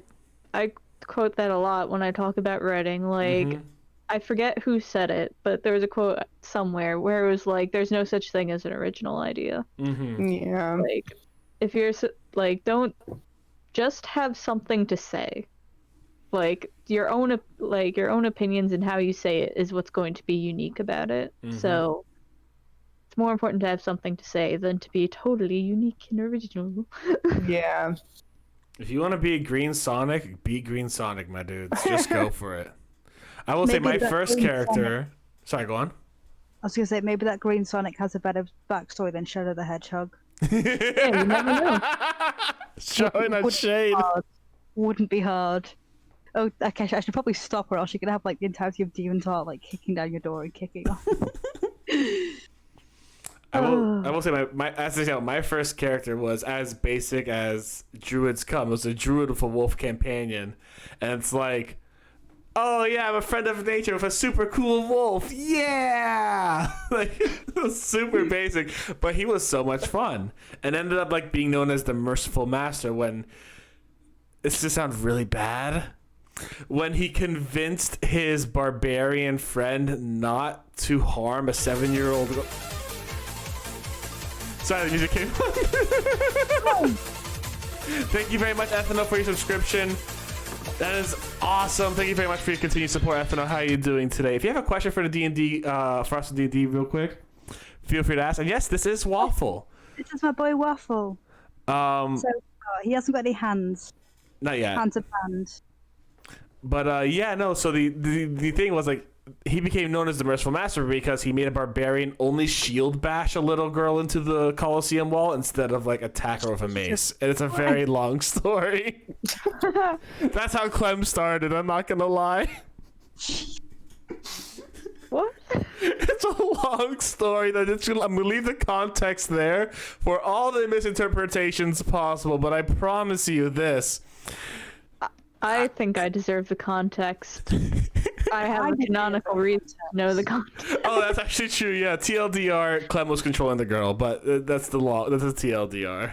And she went like mentally insane because of Clem's influence. Then we had to fight her in the arena. It was very long. It's very. Congratulations, you horrible man. Yeah, I'm horrible. If anybody has any more questions, feel free to ask them now. I'll give you guys a second to put down any questions that we could answer, kind of like a viewer's choice thing. We'll have like maybe one or two more. But I do actually have one more plan for tonight if there are no more questions. So I'm gonna wait I'm waiting 60 seconds before I do something real quick. But yeah, first and foremost, I want to thank you guys very much for joining. Waffles looks amazing and Maple is absolutely beautiful. Does he look eclectic enough with all of his bags and his cowbell? I love the cowbell. Yes, the cowbell. I think he needs more cowbell. You can never not have enough cowbell. That played the cowbell in Steph's story. Yeah. I've got a fever and I need more cowbell. I don't have a cowbell, so I gotta make the sound, so I'm just clapping my hands together. I'm disappointed in you. Why do you not Beautiful have cowbell. Cowbell. There's two reactions. Two reactions. The stream is ending soon, Ethno, for sure. And yeah, thank you very much, Annie. We did have a lot of fun with these questions. I think I had a lot of fun with them. I always love talking to you. Like after games, there will literally be like a 2-hour or 1 or 2 hour session of just people just like, let's talk about what's happened. The debriefing. The debriefing. Yeah. Debrief. That happens every time. It does. Game debriefing is a thing. It is canonical in life. Thank you very much. Yeah. What is? It's sometimes needed, man. Mm-hmm. Just to collect your thoughts together for sure. Like, there's a lot of things that's just like, we had a really good game today. It was a stressful game, but like now we need a debrief and just vibe. Yeah, I always want to talk about what just happened. Usually, like just ask anyone. I'll be on there for like hours. Oh yeah. If not stopped. Well, Ethno just turned up. Yeah. Hey, Ethno. So here's what's gonna happen now. Ask any question. Yeah, Ethno, if you have any question, feel free to ask. It can be related to the campaign or just in D&D in question, D&D in general. But it is getting to about 11 p.m. here. I know some of y'all are in later time zones, some of y'all are in early time zones. I want to make sure I respect your 11 p.m. I want to make sure I respect all y'all's ability to sleep, and so I think we'll be ending it off soon. If Ethno doesn't have a question, I have one more thing I'm going to do before we end the stream. So Ethno, do you have a question, my dude? It can be anything related to the D&D, as you have a question of D&D, or if there's a question about the campaign or the characters, you're free to ask. Low-key nervous about what this ending activity is going to be. I know. I was like, what do you mean ending activity? Everyone rolls initiative. Oh, that's Anyways. fine. I can just bounce. I can just goodbye. I literally know nothing about this campaign besides Waffle, so I know nothing. But it's all on YouTube. If you want to listen to it, it's all on YouTube. We got like 8 episodes up there. It's been fantastic so far. You can also ask a question about waffles if you want. You could ask a question about Waffles and the Batter family. Mm-hmm. God, the Batter family. I just love it so much. It's beautiful. I haven't been able to make it to any of these. Oh, no worries, Ethno. It do be like that sometimes. It do be like that. All right. Hands are banned. Hands are banned. All right. Hands are banned. So- Remove your hands, everyone. I feel like every time I stretch in this shirt, because the shirt has gotten a little smaller now, I feel like I'm about to like rip it in half. I'm not gonna lie. The shirt has gotten smaller. My shoulder. Small flex. That just means that I need to work out more, so I don't well. When you say you're stretching, you're gonna rip open your shirt. I'm like, damn, how much muscle you got? Not much. I'm pretty sure I just washed this like way too many times now. It's smaller, and then like I just like ate too much food. All right, Ethan has a question. I know Waffle has a rat who sells potions. Did the rat set up shop? That's Maple. That's Maple, yeah. She is a mouse. She's a fancy mouse. A fancy mouse. Well, no, she's actually a Dumbo mouse. Yeah, with the big old ears. Big ol' ears. And she does have a shop, yes. She does have a shop. She gyps people out in their dungeons. She gyps them out of their money. It's just like, it's their fault for not having prepared. yeah, they need a healing potion. They're gonna pay 100 gold pieces for a 25 gold piece healing potion. It was originally 75, Steph. You've just put the price up. No, Maple did. Maple did. Jesus. For wasting our time. I want a maple plushie. Steph, can you please get big? And like, can Botanist Cool please get big so I can have a maple plushie? We'll have a trio plushie eventually, yeah. Yeah, It's but all that's gonna three be of a them. set. It's gonna be a set. Yeah. You have to do it in the spirit of maple. Yeah, right? yeah. It's to be a set. Have any other new waffles come besides the one I've cashed in? So there have been a few waffle items. Let me go through the ones I haven't actually put into the actual system yet because your boy's been lazy. We have here for waffle items, let me go to channel points. Nope, that's the wrong one. Community, channel points. Here we go. For the waffle items we have that are still in the collection because I've been too lazy to update it, we have a... Alright, we have an EA Sports waffle, yes sir, what face. I don't know what that is, but I'm just gonna... Okay. Ethno has a D20, you suggested a D20 die luck. 19 of the numbers are safe and give you great luck, but one of the 20 numbers are deadly. If you roll that one, it'll cause something horrible to happen. Remus, a brightly dressed tree. This is actually the one we talked about today. And then AJ's pocket maple. So I guess only those three items are the curly ones there. What? Hang on. You good? It was supposed to be a tree, but like someone said it was an air freshener, so It just kind of ended up being like that. Steph, I also had, I think for my 3-month subscription, I think I included the book of looking things up, whatever you want to call it. Yeah, the book of quick knowledge. What about the new tree? Yeah, I mentioned it, didn't I? Yeah, AJ brought it up as the air freshener. It does a heal and blocks one attack. Freshener. Yeah, it does a heal and then it blocks one attack. well, thanks for telling me like 3 hours after I drew it, Steph. It's fine. It's lovely. I'm pretty sure Remus loves it too. Fine. No war crimes yet, Ethno. Not yet. We'll see how it goes though. All right. Or I'll just say banana to that. All right. Uh-oh. What? Did we unknowingly commit war crimes? One of us could have. Someone has amnesia. Oh. All right. Let me get to this real quick. This is gonna be something that is gonna take one of you by surprise, and it's meant to. So y'all feel free to enjoy this. It's been a hectic day during the festival. As the party leaves Waffle's Wondrous Wandering Emporium, we currently see a woman running through the alleyways. She doesn't quite know where she's going, but she's getting there with a relative feel of both security and knowing she's headed the right way. Wiggs, you run through the alleys looking for someone. No, something. Perhaps something you need to find. And someone you need to find, or just someone who could help you.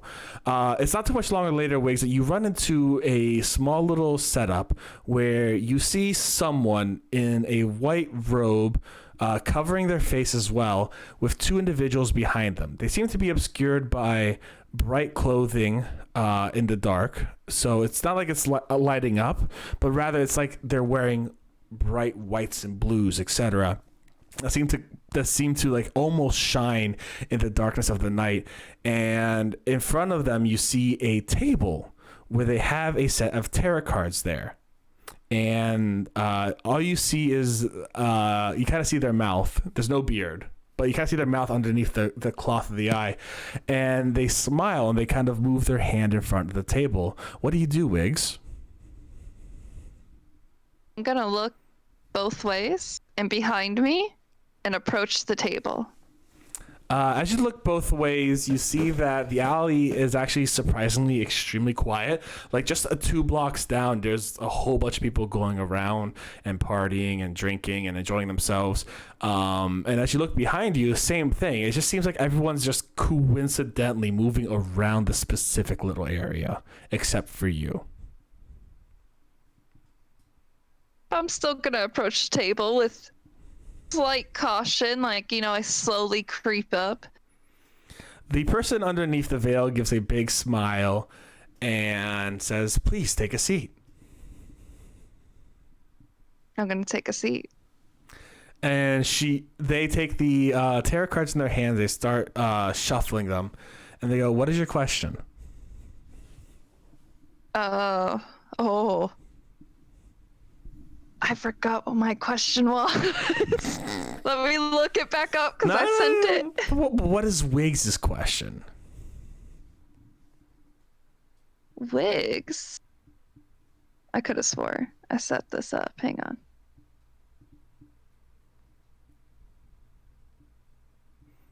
Surprise.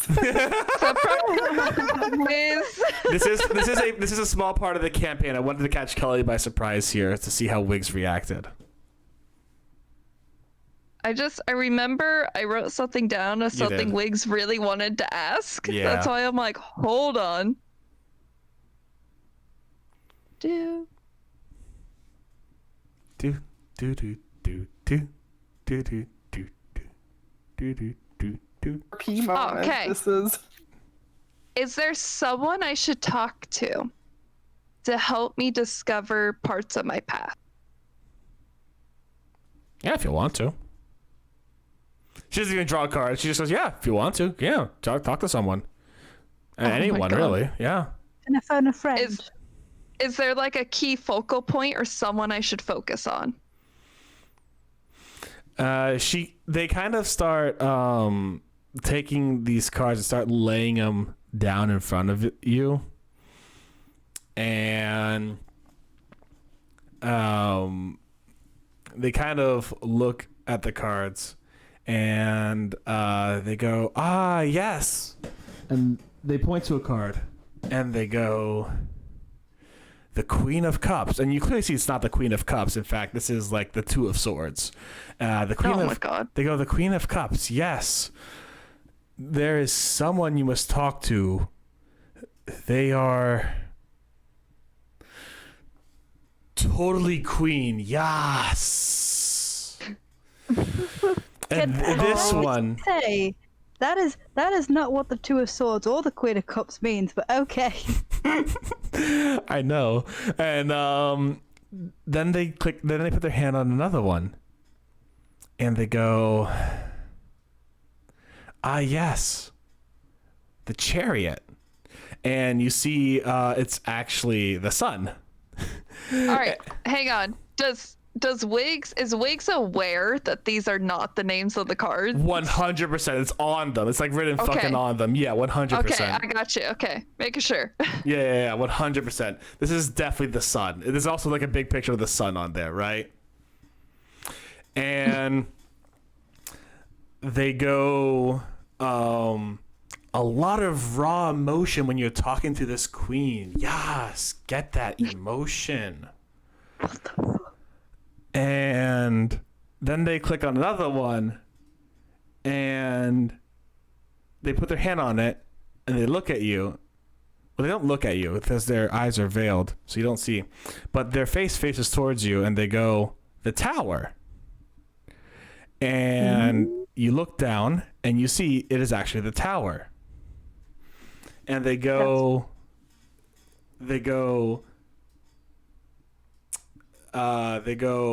"You could burn that one." Like, they hold it up to you. They go, you could actually burn this one. It's okay. Oh. Do I have a spell that can do that? You could have a match. Oh, okay. I'm gonna take a match out and I'm gonna burn it without taking the card. Without taking the card. No, I'm gonna burn it while it's in their hand. As you burn it, they drop it. And when it hits the table, you see a massive plume of smoke come out. And the plume of smoke itself shapes itself as a tower. And inside the tower, you see the tower start to crumble from the center, going all the way out, all the way out. The tower begins to, the tower as it continues going, continues to crumble and crumble until eventually, as this thing is about 3 feet tall, it shatters. It lies down on the ground. It lies down on the table in shattery ashes and smoke. And they look at you. And they smile. And they go, "Don't think you're ready to learn that truth just yet. But try again next time." And the table burns rapidly. And as the smoke settles down, you look behind the table. The person and the 2 guards behind them are gone. All that is left is a small mirror. I'm gonna pick up the mirror and look at my reflection. You do so. It is a small, ornate bronze mirror, so it's obviously not exactly like a perfect mirror. But as you kind of look at your reflection, you don't see, but you feel wrapped. Something feels not harmfully. Nothing feels like it's harmfully strangling you, but you just feel like something's wrapped gently around you, as if it's trying like to hold you. Oh. Maybe protective might be the better word for it. But at the same time, you know, I will say this, you feel it's very dependent on you. Not that it depends on you, but this protection is dependent on when, if, or how you need it. And that's the end of the little segment for we have today. That was cute. Just to get Wiggs' mind going, because Wiggs wanted to see the fortune teller. Just to get your mind going a little bit, Kelly, see where Wiggs is going. And I actually, just for a fun fact, for those who do know tarot cards, I gave the sun the moon's reasoning. The moon is all about raw emotion. I hate this. I hate everything about this. I hope you know that. Like, I've already sent you an angry message. Have you? Oh, you have, yeah. I mean, I was Googling what the actual cards were as he said them. I don't know. I didn't Google the fake meanings, but the actual cards, I'm confused about the sun, but the other two seem to make sense to me. Oh, the 2 of Cups. I don't remember what that fucking means. I remember the 2 of Pentacles. Two of Swords, you said. Two of Swords. And listen, the 2 of Swords shows a blindfolded woman. The blindfold over her eyes tells us the woman is confused about her plight and she can neither see the problem nor the solution clearly. And I'm like, that's Wiggs. Oh shit, well never mind then. Yeah, 2 of Swords is completely on purpose. So, like, she laid down 2 of Swords, but then said something of Cups. I thought the 9 of Swords was actually the one where, like, you actually had to the 9 of Swords in my book for my old tarot card deck was all about, like, being tied up and kind of like not knowing your way around, and you had to walk out of this room full of swords blindfolded so you didn't know which way you were going, kind of deal. That's how I always interpreted the 9 of Swords back when I did tarot card readings. I was an edgelord back then. Oi! For some people, it's a legitimate practice. That's fair. You know what? It's That's fair. insensitive. That's fair. For some people, it's a legitimate practice. At least we know with that tower what those war crimes were. Hey! The queen! I mean, the tower does mean destruction, so... Uh-oh. I mean, okay, the tower's not as bad as people think it is, right? Like, yeah, it means destruction is, coming, but the question is, are you going to stay on the burning tower? Well, mine's on fire and covered in lightning. Or are you going to jump down to the raging sea? But either way, you can rebuild what's been destroyed, or you can just fuck off. Another, Just fuck off. another meaning Love for it. the tower that my deck had, because my deck seems to have a lot of different meanings. My deck for the tower was always about truths and lies, whether or not you. I guess in a similar way, the tower is built upon certain truths and certain lies, and if the tower was upside down, the tower was being destroyed by those lies and those truths, while the tower was upside up, it was a hidden problem that eventually would affect it. That there was something in those meanings that would eventually affect the tower to make it crumble. To be fair, different tarot decks have different meanings. Oh, anyhow. 100%, yeah. 100%. Like there's a Me, a baseline. pleb. Wix burned down a tower in her past life or before her amnesia. Who knows? And a brick hit my head, and that's how I lost my memory. You commit mass destruction and boop. Oh shit, what happened? How did I get to this village of halflings? And now everyone's following me. So weird. All right, guys. Thank you very much for joining us today. I hope you guys had fun. And that was a little intro, because once we get into the next D&D campaign, or once we get to the next D&D game, I just want to go straight right on into it. So I'm getting the last of the festival out today. One more D&D question. Have you ever come across a necromancer? I remember watching you design your map, and there was a necromancer. Necro dancer. Yeah. There's a necro dancer in this game. He's just kind of vibe, man. Just go on in, get the disco ball going. It's a good time. God, you are trapped in the 80s, aren't you? No, man, the 60s, 70s, 80s? Nah. Man, that time's jank. I'm pretty sure Whatever the time dating is for this world. sure that the 80s had like a 60s revival, so Did it? I'm pretty sure at some point. So I kind of feel like that's your entire existence. You are a 90s revival of the 60s from the 80s understanding. Well, if we think about it, if we count the Clemening as the start of a time period, it is like year 70 AC after Clem. After Clem. So he is in the 70s, kind of. Yeah. In the 70s. Yeah, this is technically still the 70s. This is like, what, 73, 72? Someone I think gets 72. Yeah. All right, guys. Thank you guys very much for joining on in. I hope you all had a lot of fun in there in chat. Ethno, thank you very much again for that subscription. I can't thank you enough for your constant support. It's always great to see you here. And as well, also see everyone here. Kelly, Katie, Noel, AJ, you all are fantastic, light of my life kind of folk that I really, truly enjoy your presence. I love you too, Steph. Two types of people, I guess. The rest of us laugh, and you're so endearing. No, because Noel was just like, oh, we love you too, Steph, and AJ's like, gay. Like right beneath their breath. Oh god. Do we have anyone to raid?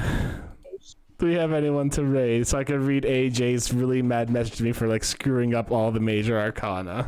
Do we have anyone to raid? Yeah, let's raid. Let's raid. I raid Loki by default most of the time. Let's raid Loki. If you guys like Splatoon, Loki's playing Splatoon. She's great. Go on with a big old botanist raid. Share some love, all right, y'all? You have a fantastic night. Stay safe. Stay Botanist Cool. And I'll see you... Oh, I have to stream tomorrow for Splatfest. I guess I'll see you tomorrow for some Splatfest. Bye, everyone. Bye. Bye.